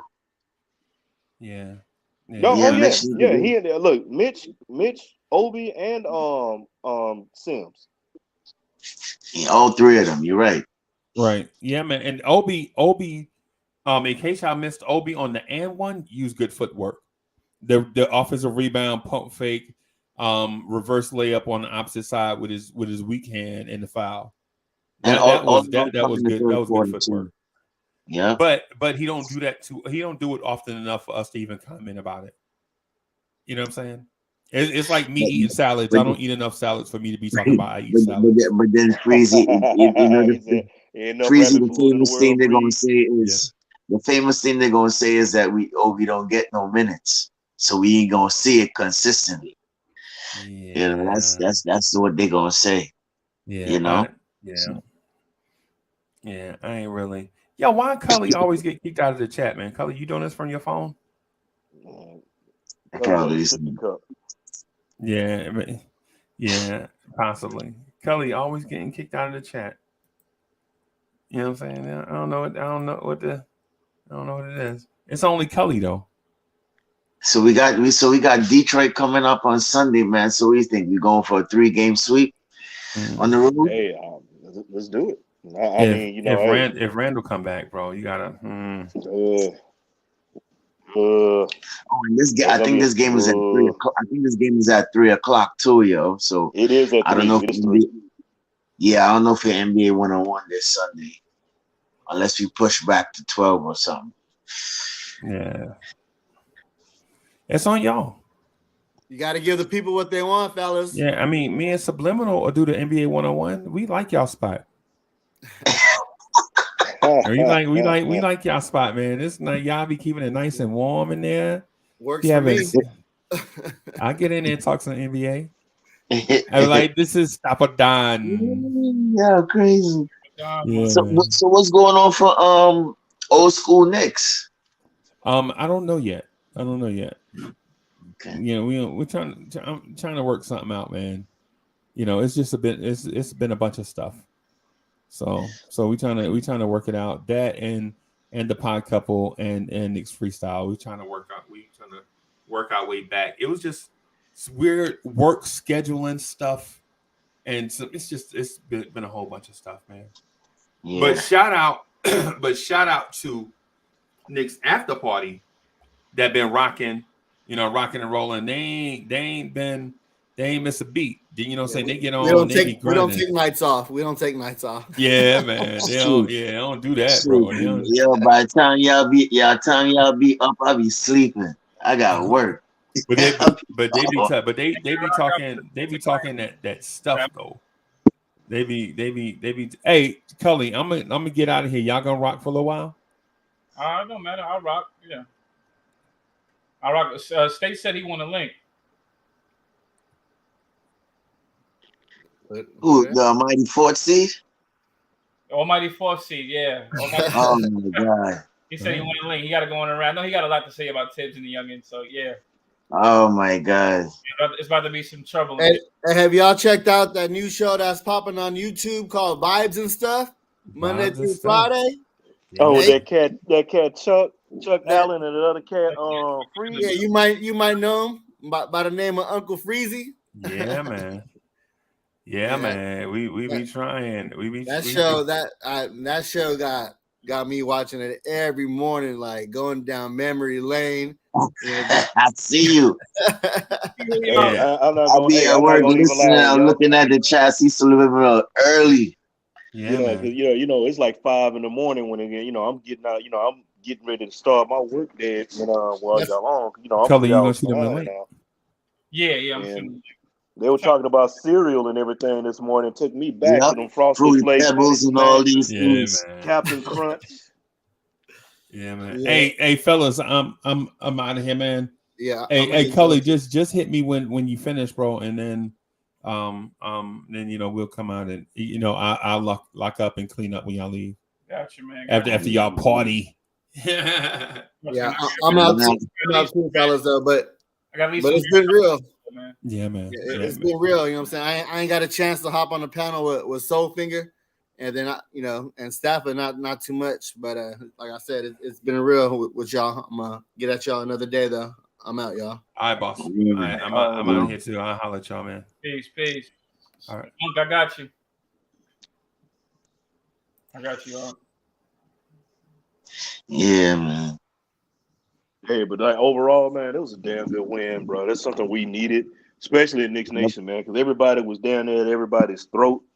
Cats were flipping tables and throwing chairs, Molotov cocktails and shit. Yeah, man. It was rough. It was rough. I mean, it was bad, and I was to the point. I'm to the point now, man, where I was looking at this whole overall thing. I was just taking a day at a time. I just want to see the young cats get some burns, see what they do, and go from there. Damn, Clippers lost to the 76ers. Yeah, but the funny thing about it, Soulfinger, I've been saying, play these young cats so we could see if we could make it.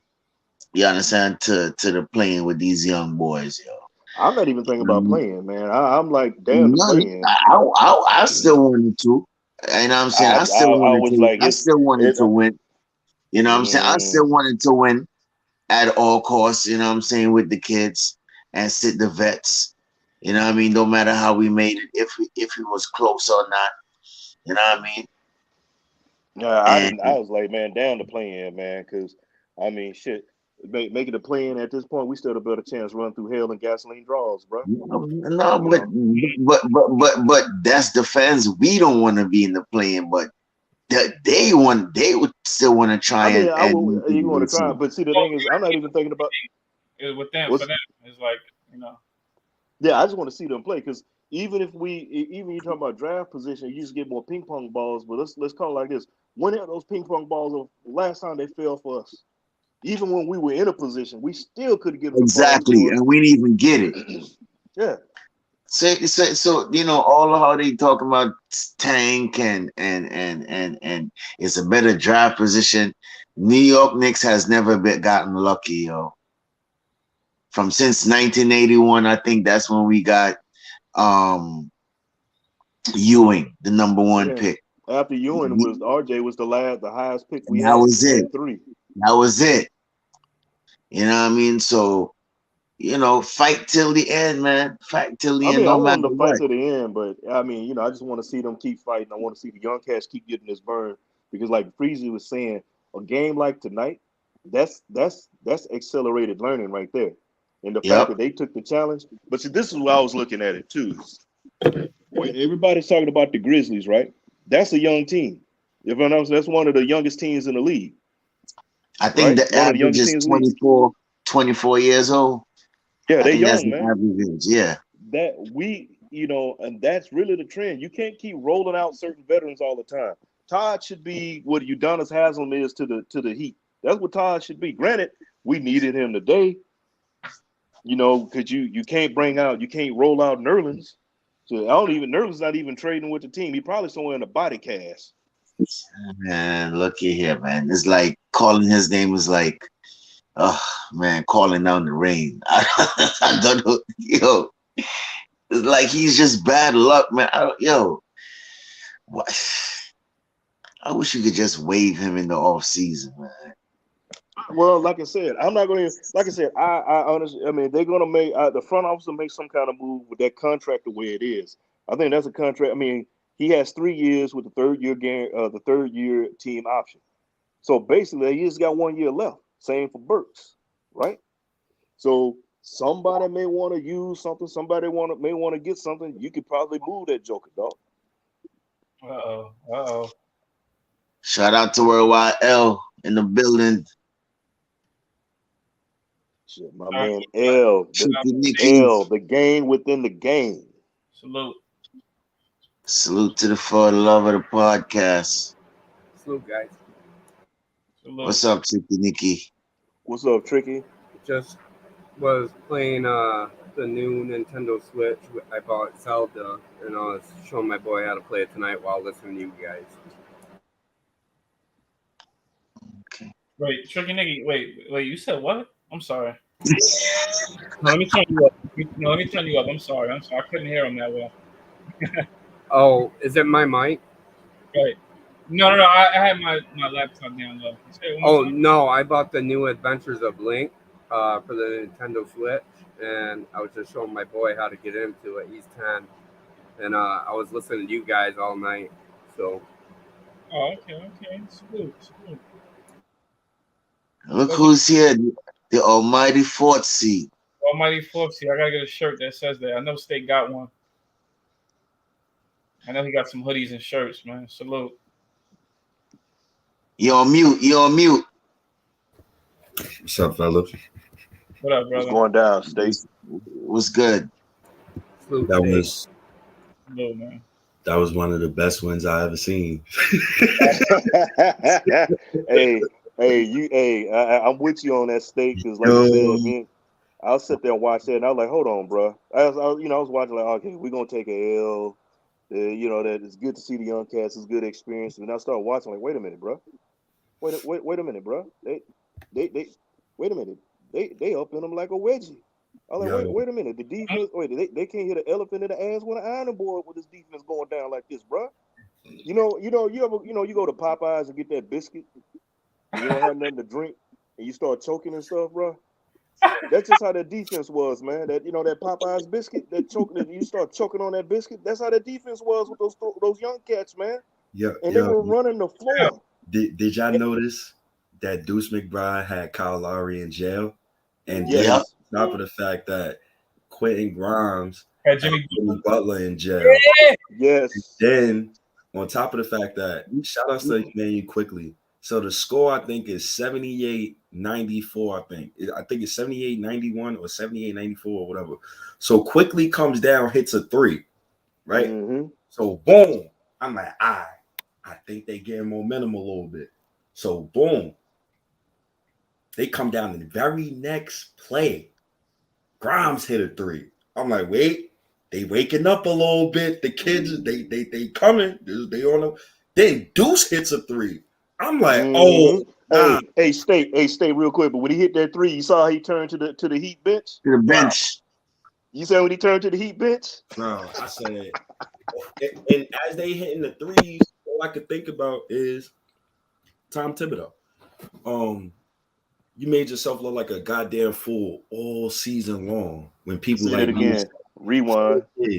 Play the kids. You got other people saying the kids need to earn minutes. Obi needs to earn minutes. Earn what?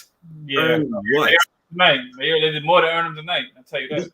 Yo, these dudes is not sitting behind Hall of Famers. They sitting behind Alec Burks and Evan Fournier. And I could commend Tibbs for one night because I still want him fired. But he didn't play Burks and Evan Fournier the whole fourth quarter. Guess what happened, fellas? Hey, don't say RJ too. Put RJ in there too. RJ didn't play most of the fourth quarter too. Neither did Obi. They came in at the 4th minute in the fourth quarter. So you got to say that too. I didn't want them to play. Yo, I said on Twitter, I said, yo, RJ and the rest of them boys, yo, keep them boys on the bench, man. I normally be trolling Twitter. I ain't trolling tonight. Yo, State, you can vouch. Because the run started when McBride told everybody, he waved that cue off. He told Sims, set me a screen. He took the screen to the left, kicked it out to Grimes. Grimes hit the 3. That's when shit got real. Was it not? Was that not when shit got real with the youngins? And they Then you got Taj. You got old man Taj. I'm saying, yo, this man needs a clipboard. Your man comes out there. He's switching on everything. Sims switching on everything. I'm like, yo, these guys. Then, yo, that Quickly was magical, that fourth, yo. 20 points in the fourth, bro. I apologize. I apologize to Emmanuel Quickly already. I've been very disrespectful of that man in the past few weeks. Okay, at least somebody could apologize. The other person to my left on the top can't say nothing. You know what I'm saying? But it's all good. He gonna come around. I don't mean to. Yo, Culley, I don't mean to be the bearer of bad news, but who didn't play tonight? Mr. Pink Suit. How did the Knicks offense look tonight? Man. Okay. And I caught the game late. So I'm gonna ask you a question. I'm gonna shoot the question to the panel.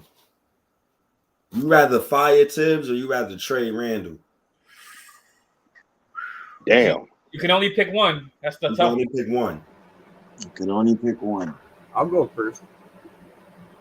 You gotta trade Randall. Yeah, I'm gonna say trade Randall because Tibbs don't got the attitude right now. Randall got the attitude that's looking real. It's giving real toxic. I'm not even going with the attitude. I'm not going there. I'm not going there with that bullshit. I'm trading him I'm trading him for assets. I'm trading for something that's worth something. So if the right deal comes, I'm trading him. Otherwise, I'm trading him for the right asset. I'm gonna trade Randall for D'Angelo's sanity. Listen, no disrespect to him. Like, he's a good player and all, but Culley, like what I've been saying for the past 2 years, like his timeline ain't on our timeline. Y'all just seen the timeline tonight. No, Randall don't fit the timeline. That's big facts. So I wouldn't go with this is the thing though. This is the thing though. Y'all think 27 is old, bro? No, it's not old, but you're 31. You couldn't say yourself old? No, but the problem with Randall, it's like I want to. No, I understand where you're coming from. His game just don't fit with this team right now. I understand what you're saying when you're saying that. You understand what I'm saying? Because it's a bunch of young guys and we want to run, and it's like a motion offense. I get all of that. But to call a man old, the man is just 27, bro. You older than the cat. Nah, his game is old. I don't like his play style. Like, the ball would have stopped tonight. I like with Obi on the court because the ball moved.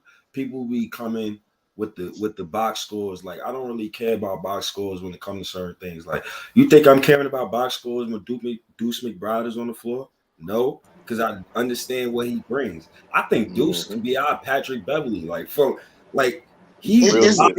understand is the intangibles, yes. But the same intangibles that Giannis has with the same 20, 10, and 5, Randall's in that same category too. Hell so no. I'm not comparing Giannis to Randall. Don't get me wrong. I'm just saying as far as the numbers wise, as you just saying. Every 20 and 10, brother, ain't the same. So don't compare it. That 20 and 10 he averaged last season. He's been averaging that from since he was in New Orleans. Bro. That was just not last year though. How many games he won in New Orleans? He was coming off the bench behind AD. AD got hurt and still averaging those numbers. AD got hurt and he started. And he was still averaging those numbers. And he was still losing. So then you go to the very next season. He comes. Yeah, but the Pelicans is a losing franchise anyway. When have the Pelicans won anything, State? The Pelicans had better players than the Knicks. I know that from growing up. At least they could say they had Baron Davis. I could say that I seen Stephon Marbury playing the bench in 04. Yeah, but have they won anything? Did they win any playoff games? We are in no position. Listen, OG. We are in no position to question any other franchise about playoff wins. I gotta agree with you on that. I gotta agree with State on that. Right now, we can't. Hey, that's like the pot calling the kettle black. Word. Like, let's be respectful here. Baron Davis is better than any point guard that walked through the Knicks doors the past 21 years. So we're gonna be respectful. So you would say he's better than Jason Kidd? Because Jason Kidd was our point guard. Which Baron Davis? Yo, Culley, yo, talk to your man. I'm talking about. Yeah. I'm talking about 05 Hornets Baron Davis, man. Talk to your man. Is it New Orleans Baron Davis or talk to your man. Hornets Baron Davis was a problem. He was a problem. So wait, problem. Be respectful. The Knicks haven't. We got to be respectful here when we talk. Last season was fake. Last season was a fluke. Throw last season out of your brain, bro. Once you throw last season out of your brain, you'll be good. Wasn't even supposed to be there, but I enjoyed it though. I want to say something quick. Thibodeau, I have to agree with State on this one because I'm an old school Knicks fan. I grew up watching the 90s Knicks. And last season was Julius Randle coming out, bully balling, playing good, playing well. And I thought he was the guy. He reminded me of those 90s. But if I look at it today with the way offenses are ran in today's league, Randle wasn't the guy. We need these young guys to play and perform well. And if Randle's there, we watch our offense get so stagnant. Like, we don't even have an offense. It's either ISO Randle or turnover Randle. I don't even know what to say about that signing. He said he got us to the playoffs. I'll give him that. But this year was a complete and utter failure for the Knicks playing Randle. See, the other thing, too, regarding that was he's doing some of the same stuff he did last season. He's taking some of the same shots. The only difference is they're not falling like they were before. That's part of the problem. Because it ain't 2K fans in the stands. That's why it ain't falling no more. And the thing is, are you gonna say that for Trae Young and the Hawks too? Yes, I do. Who's fighting for a play-in too? Who went to the Eastern Conference Finals too? Yes, I say it for RJ Barrett. I say it for Burks. I treat all of them the same. All of the kids from last year, every single player on that team, all of their stats is fake. So throw it out your brain. The real RJ Barrett though is showing up this season. Yeah, and it said something. It said a lot about what they did tonight. Because Spoelstra game plan to beat us by what? Double and triple team RJ. And when RJ couldn't score, he was, he had his turnovers in the beginning, but then when he figured it out, he calmed it down, figured it out. You saw he got the ball to players when he dumped that one down to Sims, and he up there mashing the rim all up and stuff. That's what this was big for RJ in his progression and moving forward in developing to be a I'm not saying RJ is the one, but RJ is going to be something that we can definitely use. Now, as far as Randle, I would move Randle, because the saying with the timeline, yeah, he's only 27, 28, but his style of play doesn't really mesh with what it's not meshing for what we're seeing. Them young cats were moving that rock, man. They were pushing the pace. Pace slows down with Randle. I'm not saying Randle's a bad player, but he's not right with this, what we got going on right now. Yeah, with this team, he doesn't fit with the style of the play that we want to play. It doesn't fit with him. I want to get off of Randle, it's a question I've been seeing going around the fan base, Twitter, all over the place. I even seen State said something about it on Twitter too. Soulfinger, are you paying RJ Barrett $181 million? Are you giving him the max? Are you talking about giving him the max? Yeah, are For you 5 giving him the years? max for 5 years? Something to debate about. We haven't held on to our rookie in our rookie signing when we first got him, but I'll hold on to him. Hey, Culley, You see you holding on to him, but are you giving him the max? Are you giving him that 181? The 181? Yes. Something to think about. You know what? Piss on it, man. I would hold on to him because RJ's a good player. I mean, you can say, "Oh, that's big money," and you should give it to him. But somebody else is gonna give him the money. I'm giving RJ the max. RJ's been getting better, bro, and you got to take into account. Look at it like this here. RJ's been playing out of position all season. He's been playing the 2 and the 3. Can he play the 3? Yeah, he can, but I think he's more effective at the 2. So who's to say that we hold on to Cam and you put Cam at the 3 and you put him back at the 2 and they don't grow together? RJ's is a foundation piece, bro.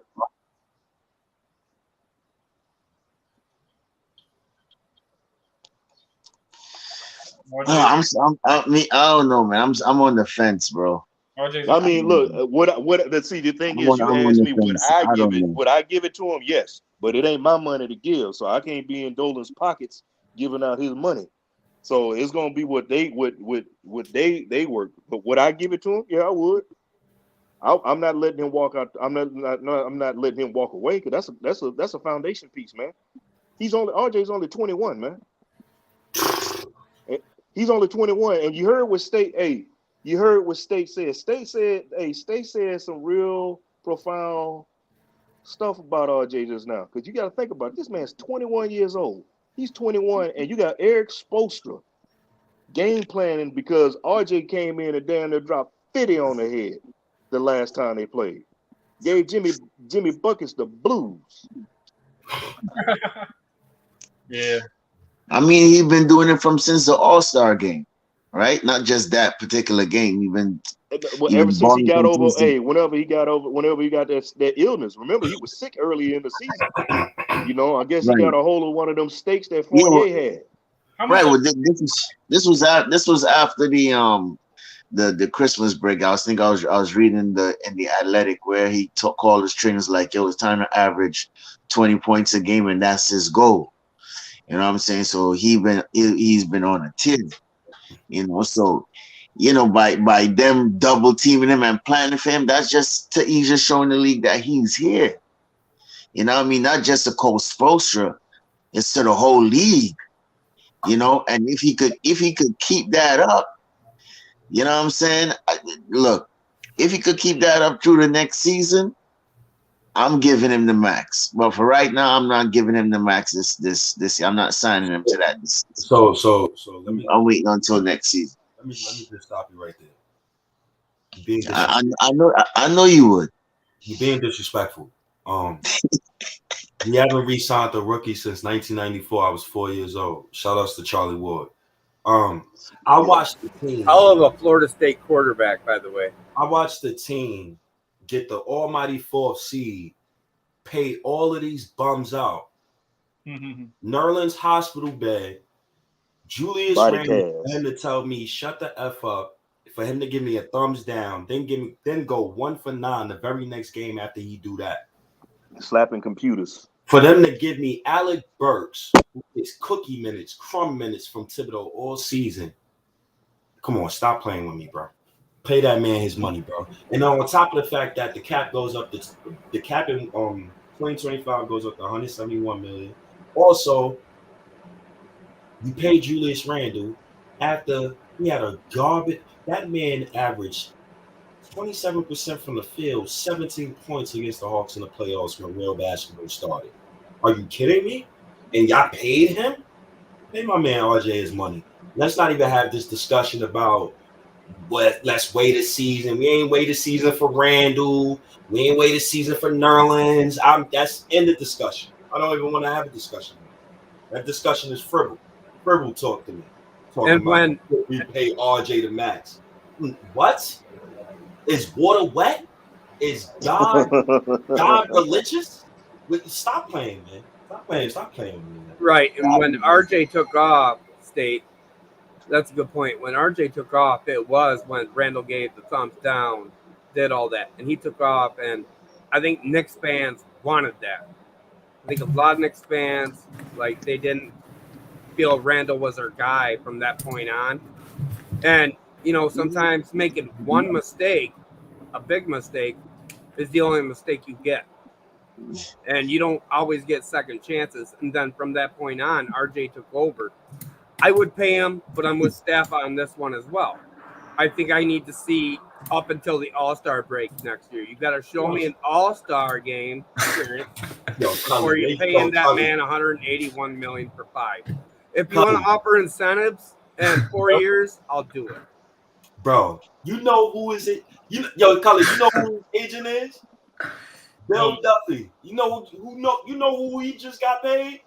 Luka Doncic. You think that man waiting another season to get RJ?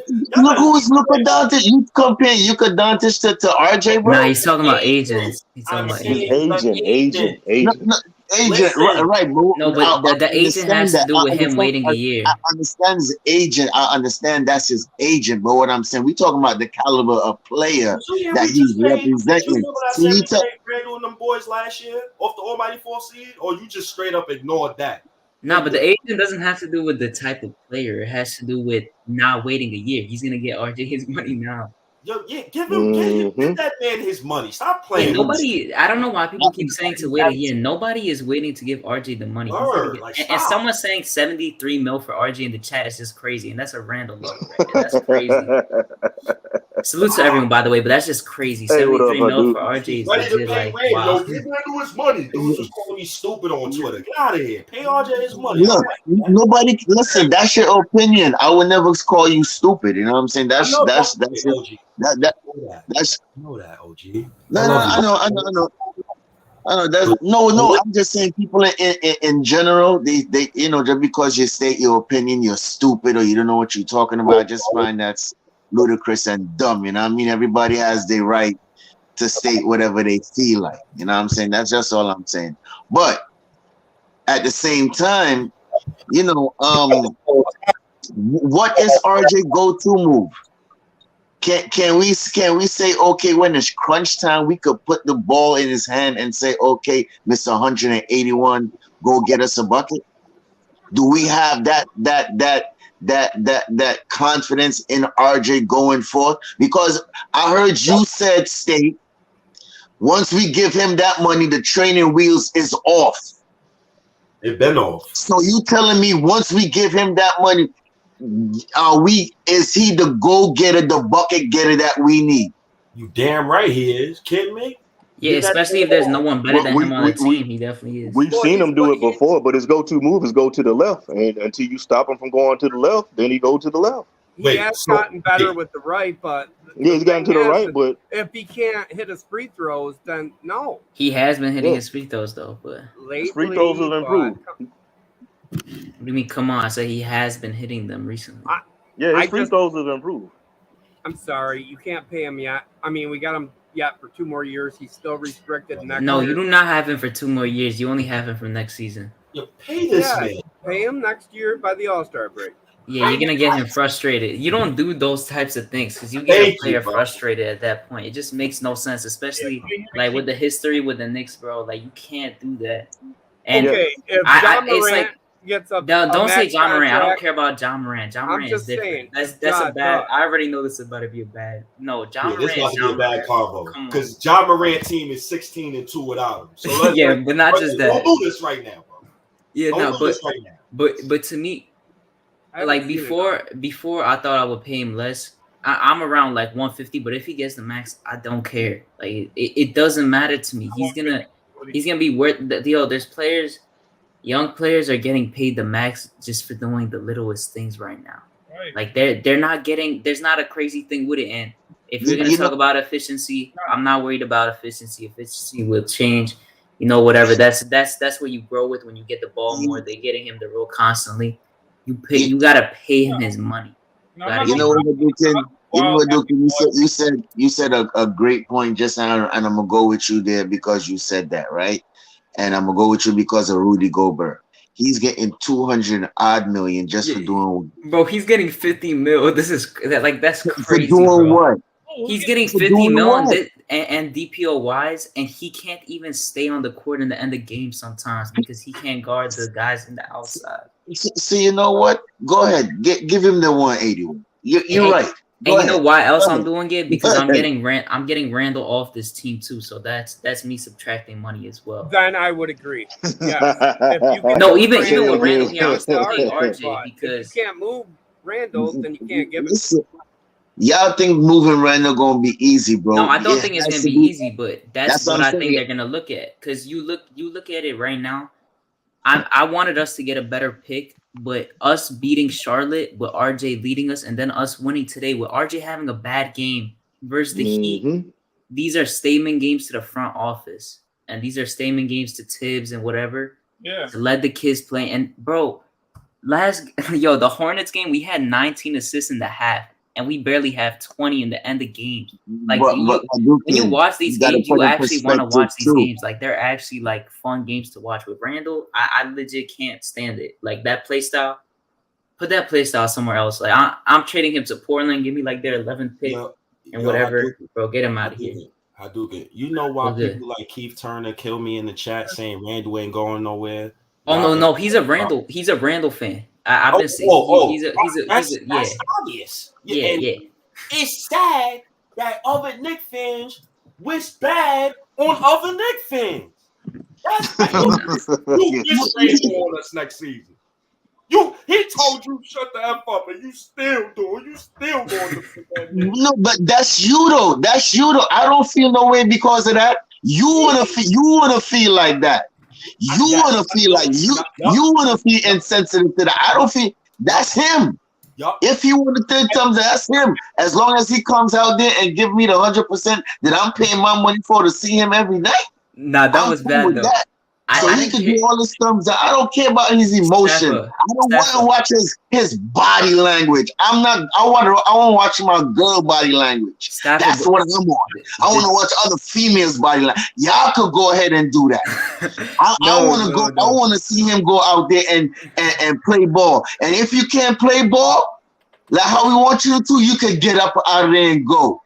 But all y'all want to be emotional because he said thumbs down. Get out of here with that. Stafford, the problem is a lot of people didn't get mad that he did it. We got mad because he did that, and then the next 8-10 games he played trash. That's the thing. You can't do that and then come out. No, and I get it. No, Hadouken, I get it. I criticize his game too. He's awful, bro. But all that thumbs down and want to be emotional and wish the man COVID and all that shit. I ain't with all of that, bro. I just want you to go in there. I just want you to go in there, play ball, get us wins, and let's see what we can do. If you can't do that, bro, I would need you respectfully just leave New York because you can't handle it. I got a question though. I got a question, right? It's a super chat.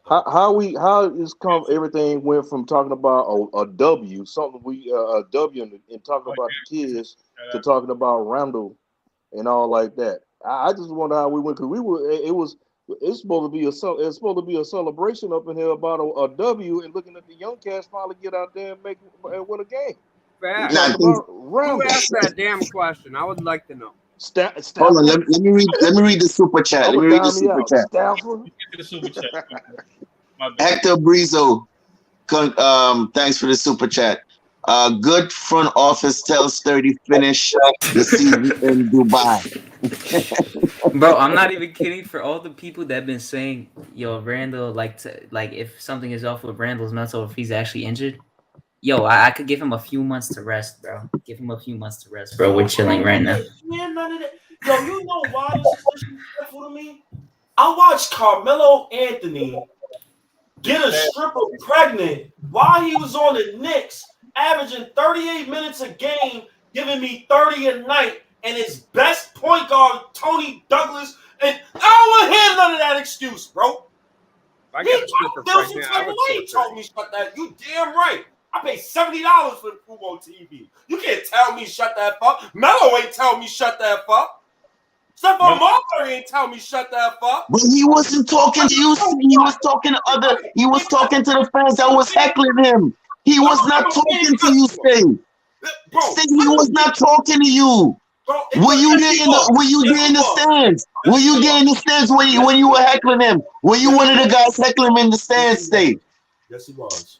Come on, hey, but how about that over? Hey, how about that over? Now him heckling at the fans in the stands were like him heckling at I don't hear no push. I don't hear no pushback when Durant cussed out the damn fan the other day, told him to shut the L up, shut the F up. I ain't hear nobody. I ain't hear no pushback on that. But that's not. He wasn't saying it to his Nets. It's the same thing, though. No, it's not. The same disrespect, though. Staffer, let me tell you why it's not the same thing. Because the one with KD and all that, that's them going at their opponent's fan base that was saying something crazy. Yo, Randall was saying it to not the people in the stands. He was saying it in generality to all Knicks fans that were slandering. It was not. It was not, bro. It was not, bro. I disagree with that. He is all over social. Julius Randle is a guy that's always on social media. He reads this stuff like he knows. That's why they boo. I disagree with that. I think it was a certain portion. I think it was a certain portion of the fans that was in the stands that was heckling him, and he said that thumbs down to them. I don't think it was the whole fan base that he was saying thumbs down to. Never. I don't believe that. Because if I'm getting heckled on the side and I see you and I put a thumbs down to you, bro, that don't mean I'm thumbs down to everybody, bro. I'm talking about to you. People might take it the other way, but I didn't take it like that. Hey, Staffer, but then why did he come out and make a statement and apologize to Knicks fans? He had to. And it's like, man, that was management forced them to do that. If I was him, I wasn't apologizing to nobody, bro. Apologize to our fans. Trae Young in the playoffs when he shoots. All right, keep turning. I gotta chill in the chat. I don't know. Come on, man. Yeah, that was directed at New York. That wasn't directed at all Knicks fans, Staffer. You're right, but it was directed at a lot of us because people were booing him. I don't think it was a certain portion, man. You know, that's just my opinion. You know what I mean? That's just me. You know what I mean? Everybody ain't gotta agree with me. We got another super chat. Let's get to that quick. Go ahead, Culley. Read it. Is that Paris Duggan? RJ couldn't. Paris Duggan for 2-hour super chat. RJ couldn't shine Melo's shoes ever. RJ 5 for 125. That's also another Randall lover. Just letting you know. Nah, Paris Duggan is a fair kid, man. He's a fair guy. Hey, you can't say that. I got a question. I got a question for everybody, real quick. Hey. What about that 3-pointer that Grimes shot when that deep 3-pointer he shot when we making that run? I'm just saying. Oh no, that was tough. I'm not gonna lie. I was saying this, and I still stand by it, even though he played good. I need Grimes to sit out the rest of the season because he don't look like. I'm worried about that knee. No. Stay. You watch him play. Yo, he is. It doesn't look like he's in game shape, and he's just like injured. Looks like he don't have his legs right now. Let him play. Let him play. After the night, let him play Hadouken. The thing is, I don't want him to get injured again because he's still wearing the tape, so it's obviously still bothering him. And it was pretty quick. Like I expected at least. I did see him wincing in the game though. Yeah, he was legit wincing. Like I don't know. He just and on defense too. Like it doesn't look like the normal defense that I have seen from him. No, but what I'm saying, right? If the boy injured, why the hell the coaching staff putting him out there if he injured them? But you know how it is, especially with Tibbs. You've seen Mitch. You've seen Mitch twist his ankle. Baby in this other 117 million guy because of a quad, and I see him jogging out there. But Stafford, that's not a real Stafford. That's a quote unquote injury. We know why. What is happening. But now Grimes, Mitch has injured his ankle like 20 times already this season and came back during the game when it looked so bad. Like he's gonna let you play if you say you're gonna play. I don't know, man. Look, I'm saying if the boy injured, let him sit down for the rest of the season, as you say. If not, if he's not injured and the boy could play, make him play. And if he's out there making plays and helping us win, let him stay out there. And I agree with State, man. Let the boy play, man. Let the boy play. Can we talk about how fun it actually is to watch like the Knicks play now? Yeah, like with the ball movement. Said that about 10 minutes. Yo, like it's like I actually like I'm not even gonna say anything crazy, but it's so fun to watch them like just move the ball because it's like everyone, not just one person is getting assists, like every single person is getting involved in the play. There's not that many ISOs at all. Maybe late in the game sometimes because sometimes you need a bucket. If someone is having it, it is what it is. But Deuce finally hitting shots made me so happy because he was trash. Like he could not hit his shots, but that's what happens when you don't get a lot of burn in small stints. You're gonna miss your shots. Deuce was getting in there like 2-3 minutes. Yeah, he would only play like 5 minutes. Yeah, there's no way he wouldn't even touch the ball. So when he does, you gotta chuck it or you get a whatever. I love the ball moving the last couple of nights and the pace. To see an actual man. When the last time you remember seeing the Knicks actually have a true fast break? That's why OB 1970s. Like I know you guys know, and I've said this so many times. I don't think OB is a great player. I don't think he's anything crazy, but him playing in that lineup and him playing within the offense, within the pace, even though he's limited, is just like great for the team. Yeah, motion fast offense. Yeah, because RJ gets to play in his pace. IQ does. All of them get to play in their pace, and they're passing the ball like downhill. Like they're passing from the other side. Like Fournier is doing it, Burks is doing it, RJ, IQ, like all of them are passing to each other so well. Obi is looking more confident with his shot, and the energy with the young guys in general and the team, like they're really like looking up to RJ, and I love it because like he's like taking them under the wing in a certain way. Like they all respect him, which I like. And the energy is amazing, bro. It's amazing. But did you hear what they were saying about you heard what they said about RJ? I don't know which broadcast you was looking on, the Miami broadcast or the Knicks, but I was watching it on the Knicks broadcast and they were saying RJ's becoming the face of the Knicks. Yeah. They were saying Butler had gave him the praise that he is going to be the face of the Knicks.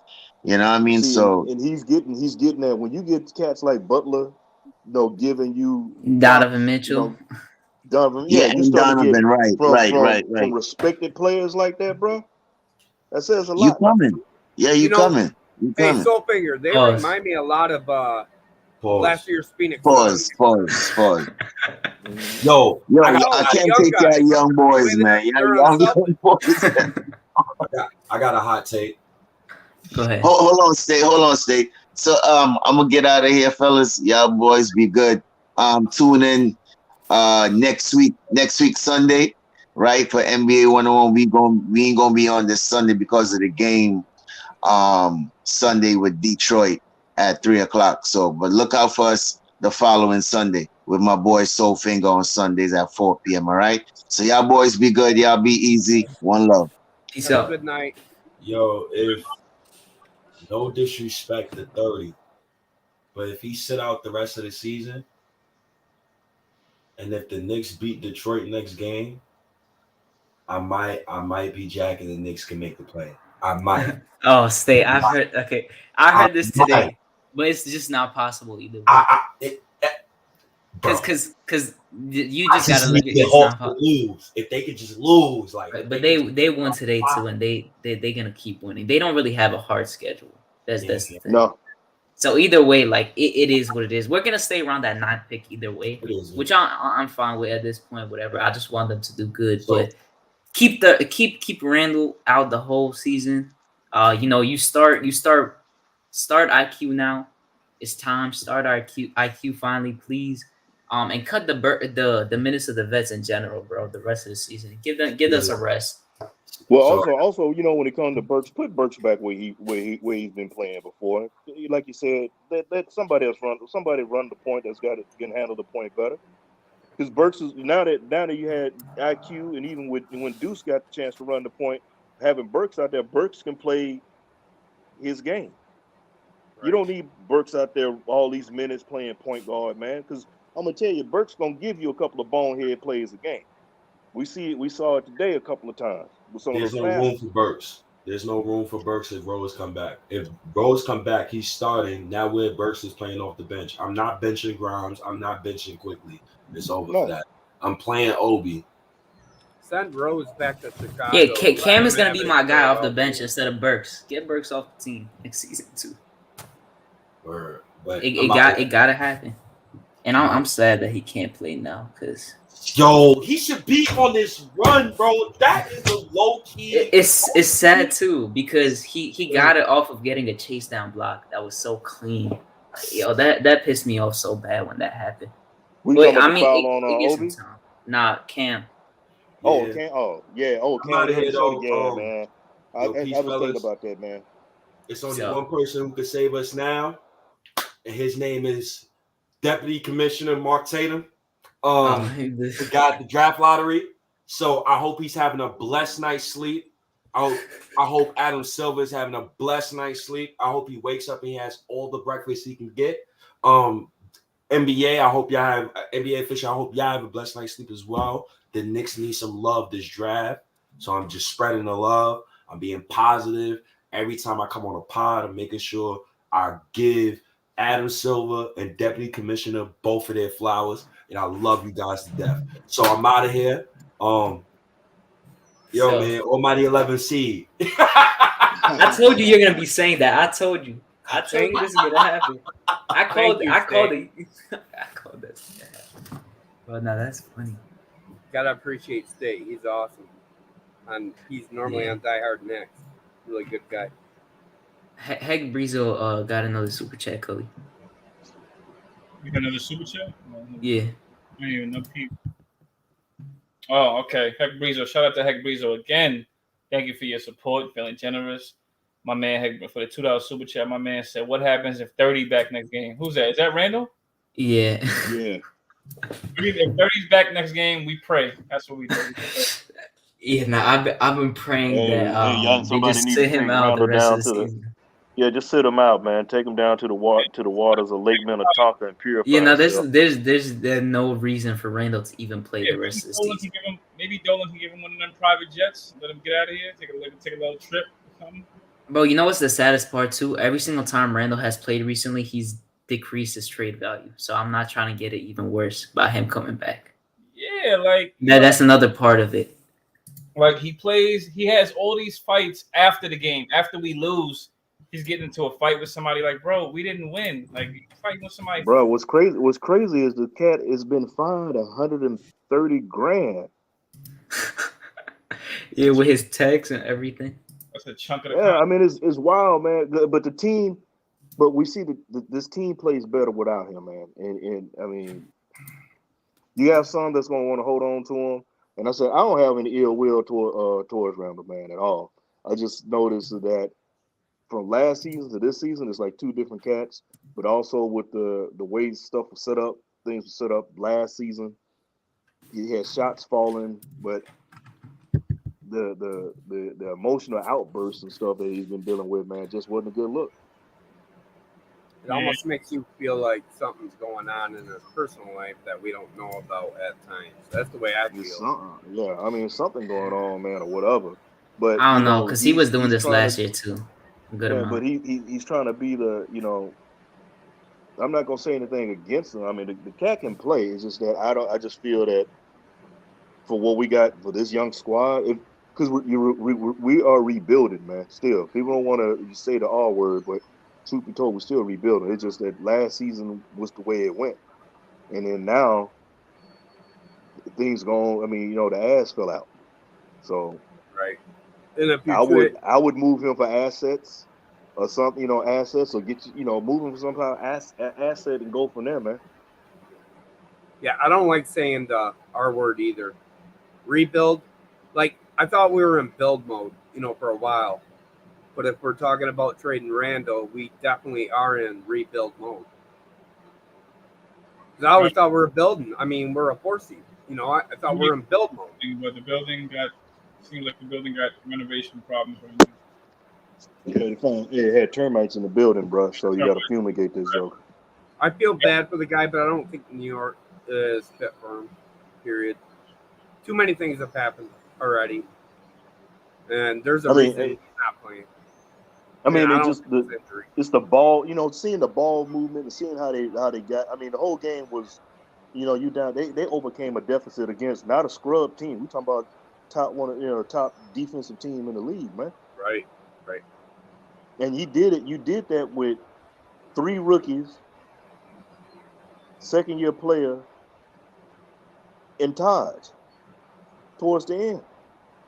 Right. I mean, marinate on that, bro. That's something to marinate on. And you got Deuce.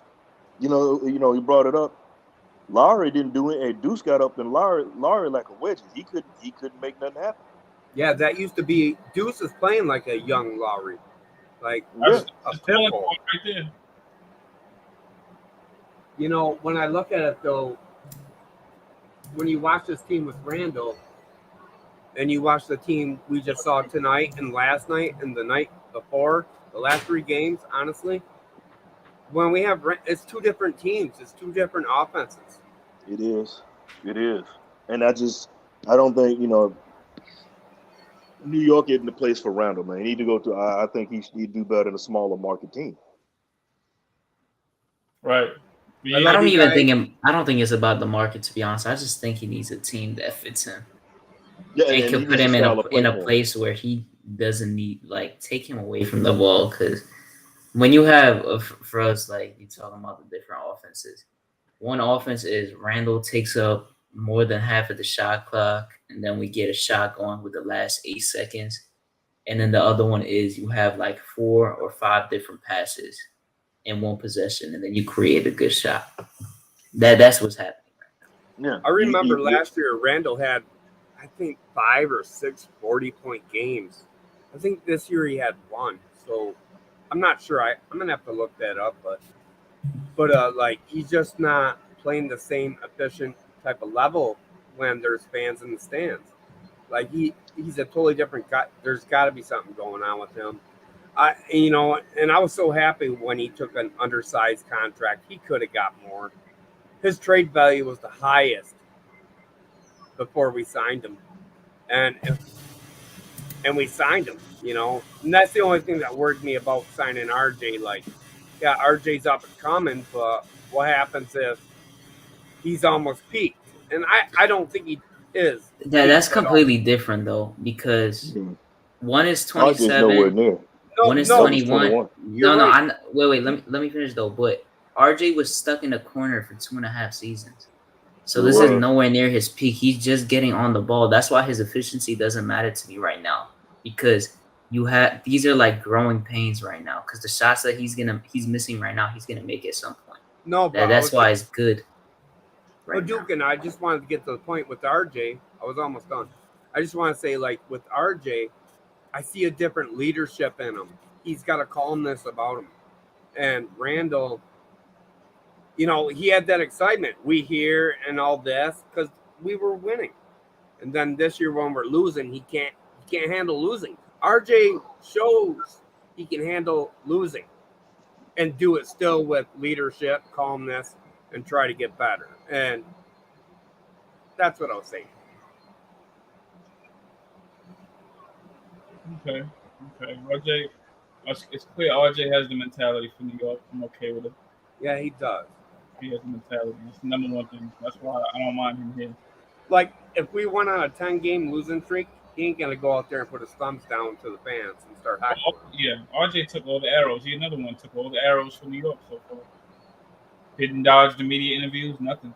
Nope. And that's one thing. I can't stand Randall, man, but I'm gonna leave it alone tonight. Who's that, Culley?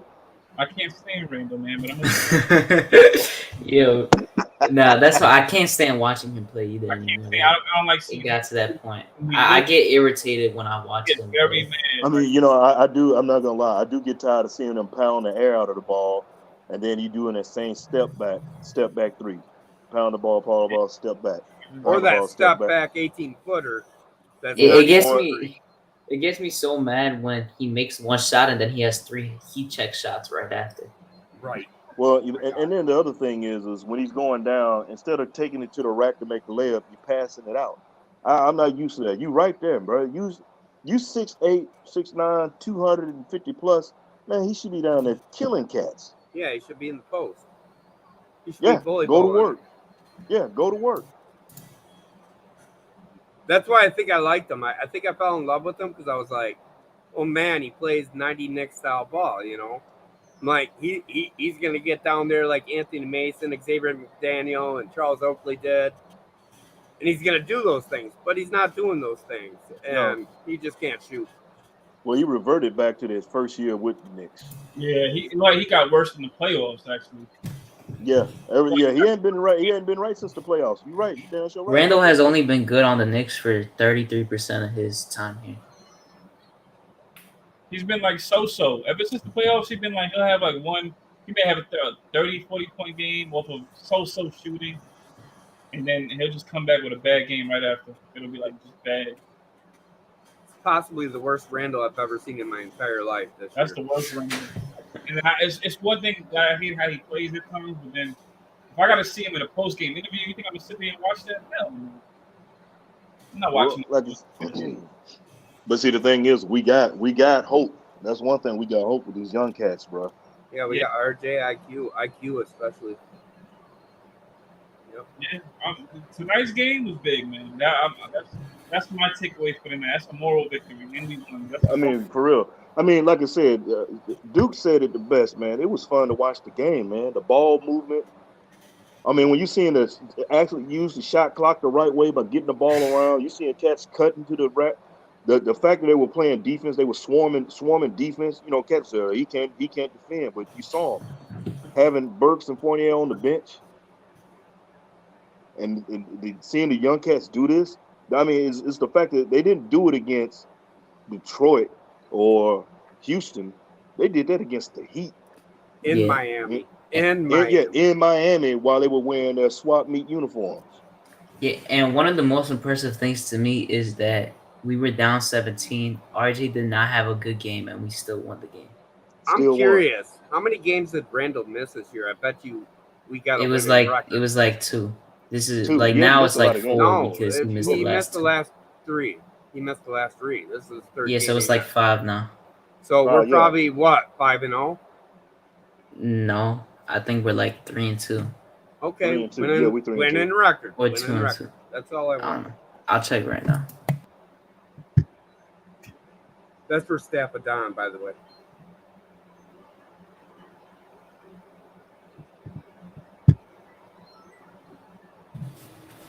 We're 2-3 without him this season. How much we say what? 2-3. Without who? Without Randall. Without Randall. But it doesn't. The wins or losses doesn't matter to me without Randall. So that didn't even matter. I know he said biased, but the win loss doesn't matter to me to say that the team looks better without Randall, because you could just see that by watching the game. That got nothing to do with the win or loss. But we kept these last 3 games competitive, even if we lost today, and we got close. And then the what was that one that we played, the first one? The Atlanta game, we kept competitive as well. Yeah, that was a close game. And we lost that by 6 points. Yeah, that came down to Tibbs making rotation issues, pulling people out in that game. We lost that one on account of Tibbs. I mean, we were up in that fourth quarter. We lost the majority of games on account of Tibbs.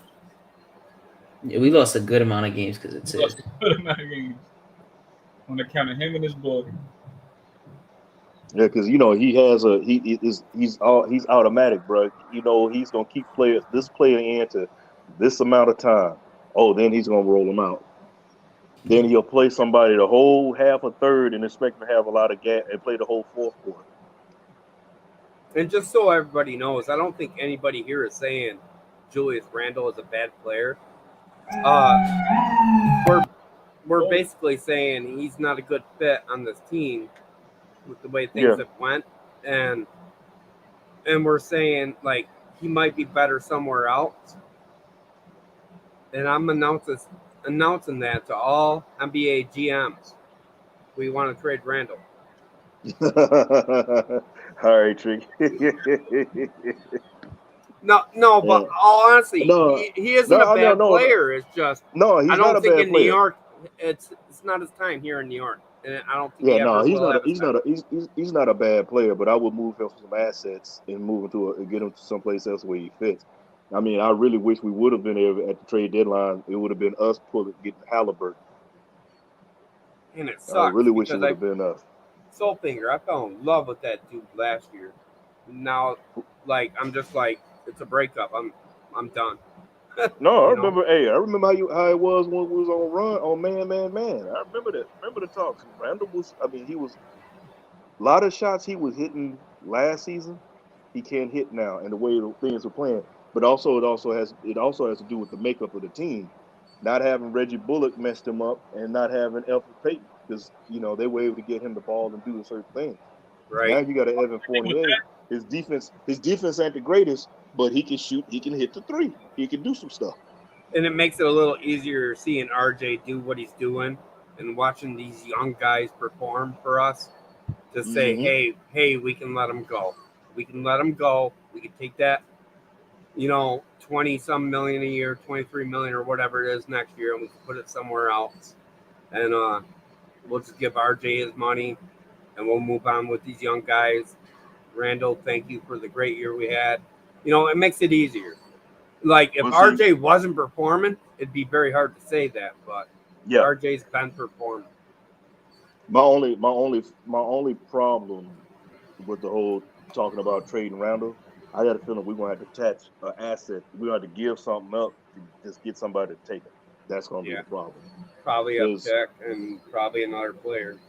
Yeah, because they're gonna hold stuff like, oh, he's slapping laptops and they'll use that. Yeah, they will. They'll use that kind of stuff to try to down his trade value. So now you got to add another unnecessary asset. So they did that with Dennis Rodman back in the day. Nobody wanted him. Yeah, but everybody wanted him, but nobody wanted him. Yeah, you're gonna try to get him on the cheap. That kind of production, somebody like, yeah, I'd take him, but I'm not gonna give up. And it's sad. He's 2010 and like almost 6 this year. I mean, he's still put up decent numbers. It's just, are you talking about Randall stuff? Yeah, we're just talking about how you would move him. It's gonna be hard. I'm looking the number one place because they said they want Jeremy Grant. I'm looking at Portland, and I'm getting their 11th pick. Yeah, 10th pick, and I'm trying to do that. That's what I'm trying to do. And his numbers don't matter to me. His numbers or age don't matter. It's all about play style. No, and you're right. It's all about play style and fit, and it's not. I mean, have you seen how the team is looking now? Because if you get the right pieces, man, we could be a running team. When the last time you seen the Knicks known as a running team, a fast break team? I don't know. They play in such a bad pace. 2 years ago, I'm only playing Knicks. Oh man, my bad. Even when you had D'Antoni, you couldn't get a fast break team. Definitely couldn't. So you got the players now to run a up tempo game. Yep, the youngest. Simply take advantage, but you got the. Yeah, I mean, you got these youngins, man. These youngins are a fast tempo team. You see how fast Deuce was getting down the court, right? And that's 94 feet of defense. That's 94 defense. Deuce was looking. I liked when he was talking crap to them Heat fans, man. After Heat fans. He was. Yeah, him making that 3 and then that fast break tough layup after they got the steal. You like Deuce, right? Yeah, I wanted us to draft him. Yeah, okay. Now I'm just asking. I think I remember. I know Gmo likes he put me on to McBride a while ago. Yeah, I always like McBride. I think he was on West Virginia. Was it West Virginia? Yeah, it was. Yeah, he was on there. I've been screaming D Block. I said, I've been screaming D Block the whole time. So I heard, yeah. I always liked Deuce. When I first did the scouting report on him for the point guards draft in the last draft, he was one of the ones I wanted. So I'm okay with I'm okay with Deuce. That's kind of like why I was kind of like clamoring for like him to like get like run all season, man. Like I wanted to see this kid play all season, and this was a good game. I mean, we're out the playing. We're out of this. I mean, hey, no, who knows? Maybe if we win all the games straight, maybe we could do something. But like, I mean, you know, you never know. Cause sun shine on the dog ass every now and again, Culley. So you know, it could possibly happen. Exactly right. So maybe you never know. And for Deuce to be a part of it, for the youngers to be a part of it, and spark a run like that, I'm okay, man. That's moral. That's moral for me. But see, my thing is, if these young cats, these youngins make this move and it's kind of surge, and we somehow, you know, ease in, you know, stumble up and slide into the play in, I look at it as an indictment on Tibbs. Right. I mean, seriously. Yeah, because you know, look at all the games you could have been winning if you would have been playing the young guys earlier instead of sitting on your hand and not trusting them. And that's hard to say though. With Derrick Rose, you know, wasn't injured. You know what, the first 30 games or so. It really isn't though. But he could have definitely started playing the young guys before the All-Star break, not waiting until the end. There's just no way it takes you that long to figure out you could bunch these guys together and see what's happening. So just from these last few games, it's an indictment on what he has been doing and what the front office has been doing. Because you just see a different brand of basketball. Could have been doing that. No matter win or loss, you're right. It's still going to go back on them. Do you remember when we were 11-12, Hadouken? Yeah. That's what I'm saying. Like, he could have started maybe trying to do it about around that time. That's what you're saying. Yeah, I mean, somewhat sooner. Way sooner than what was going on. He should have done it 20, 30 games. I wouldn't do it. By that halfway mark, he should have done it. Yeah, I was looking forward to make better moves before before, you know, when we had the 20 games down. I said, okay, he's gonna make some kind of adjustment, whatever. And we were saying rolling same product. Now, on the flip side of it, I think that front office had a lot to do with playing the politics. Maybe. You know, I think it had. I think he should have did it when after that Houston game. He should have been found time for McBride. Well, you know, he got snatched out of the Indiana game. I don't know. He missed an assignment, and he snatched him out. And we never saw him again. He was G-leaguing it out. That was when? Was that December or early January? I remember that one. That was December. Yeah, it was December. It was in December, man. And D Rose got hurt around the Houston game, and he said, "Yo, I hope he could play." And we ain't seen D Rose been pushing him. He's been pushing for him to play. But it wasn't so much D Rose. It was the fact that Kemba Walker was starting, and he playing point guard wasn't playing well at that time even. Like, you could have just benched Kemba then and let Rose start and let McBride off the bench or something. He didn't really do any of that. Everyone was crying, though, for him to play Kemba when he benched him. Everyone was mad. I might have been one of those people saying. Yeah, no, a lot of people have. So at least 90% of fans were like, oh, why is Tibbs sitting Kemba out for so long? Like, nah, this is bad. And then the same, like, all the people were crying for him not to play. So it was just like a... and I think what killed us with Kemba and Fournier starting together, there was no defense with the both of them. That's what was killing us. If you had Fournier start and you brought in Deuce, we might have saw that little bit of defense, you know, at the beginning of the season. We didn't get to see it till the end of the year. Right. I mean, I don't know. He wasn't doing nothing with Burks either, so I don't know. Yeah, I mean, but I'm sorry, I didn't mean to cut you off, Culley. I didn't mean to cut you off, dog. No, you're good, bro. Go ahead. No, I'm just saying the whole thing with Kemba, man. The fact that Tibbs plays guys long minutes and he got arthritic knees. There was no way in hell he was gonna be able to play with them raggedy knees, man. It wasn't enough Motrin. Hey, it ain't enough Motrin and weed in the world to get you on the court with your knees that damn bad, bro. Right. He had no limits. Yeah, I'm kind of mad about that. I mean, I like him, man. Kind of sucks. I did too. You know, I was looking at it like from where I was sitting. You got D Rose. Kemba wants to maybe try to reinvent himself, extend his career because D Rose did that. Yeah.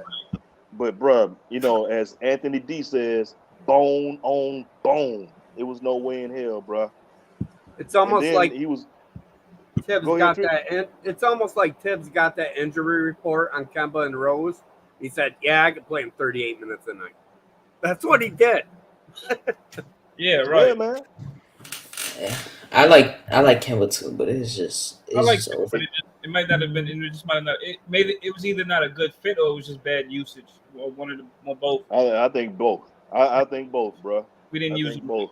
and Kimba at best in his career, maybe yes, come off the bench, but when you do use him, he's best in pick and roll. You might have to use him like you use most guards in that pick and roll. Mm-hmm. But We'll see. They keyed in on his size too, because you know he ain't stopping anybody, bro. Like I said, he ain't stopping traffic with a stop sign. yeah, he's not stopping traffic either. Though he's not.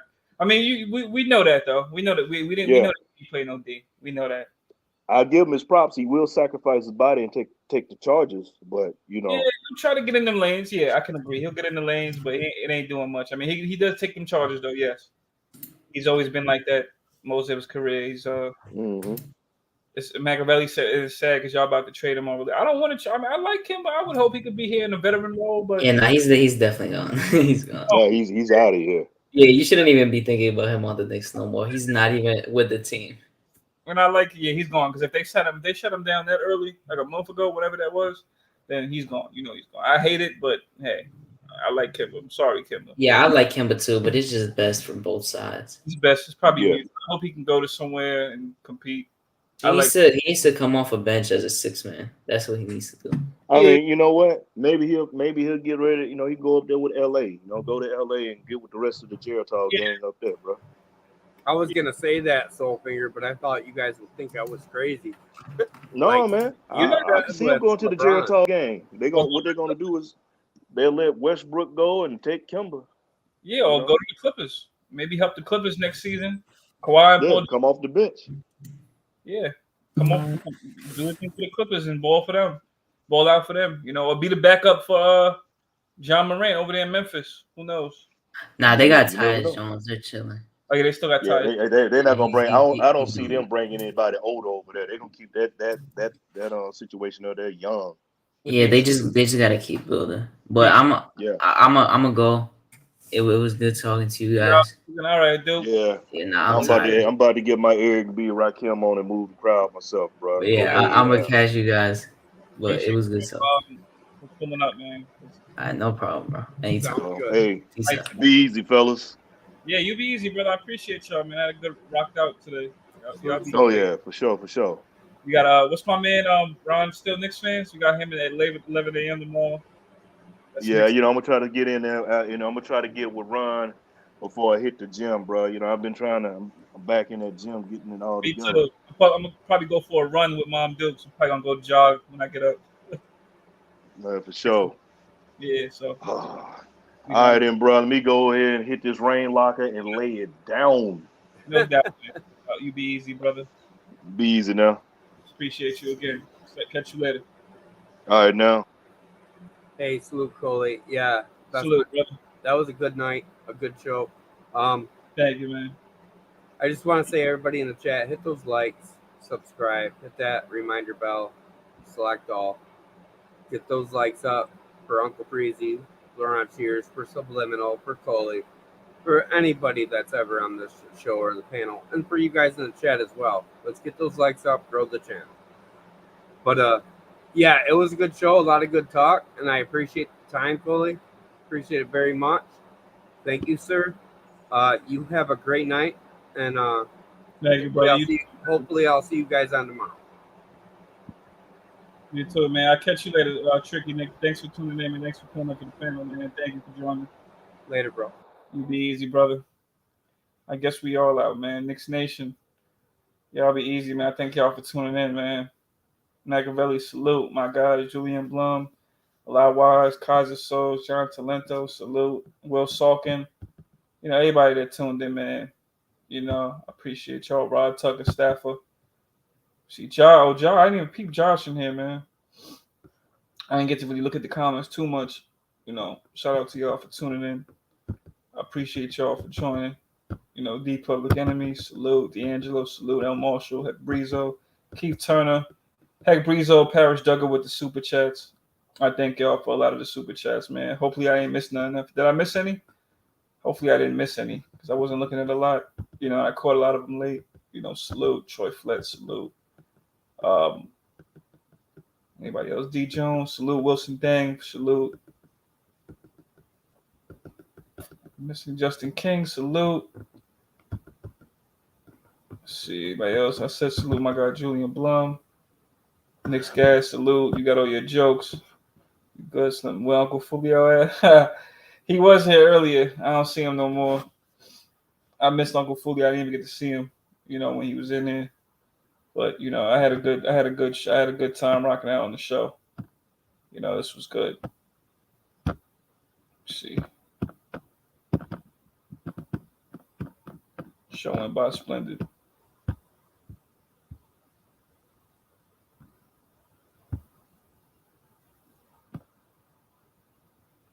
Sub was here. He left, man.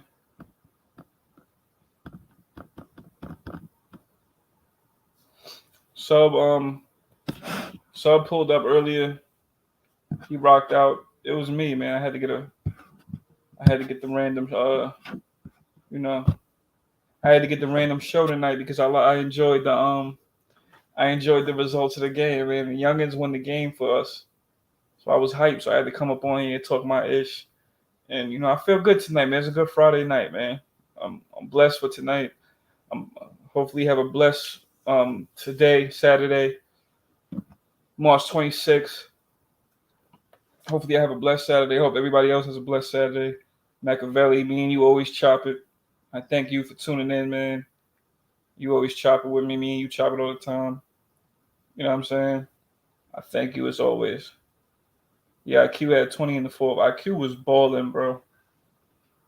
Balling.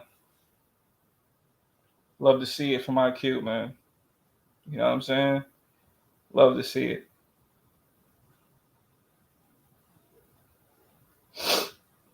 I was just hyped to see all my other guys ball out.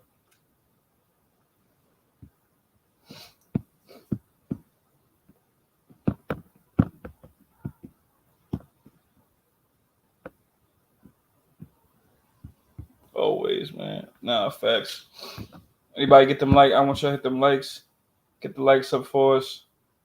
You know what I mean? Hit the likes for my man Freezy, for me. Sub for all Knicks Nation. Hit the likes.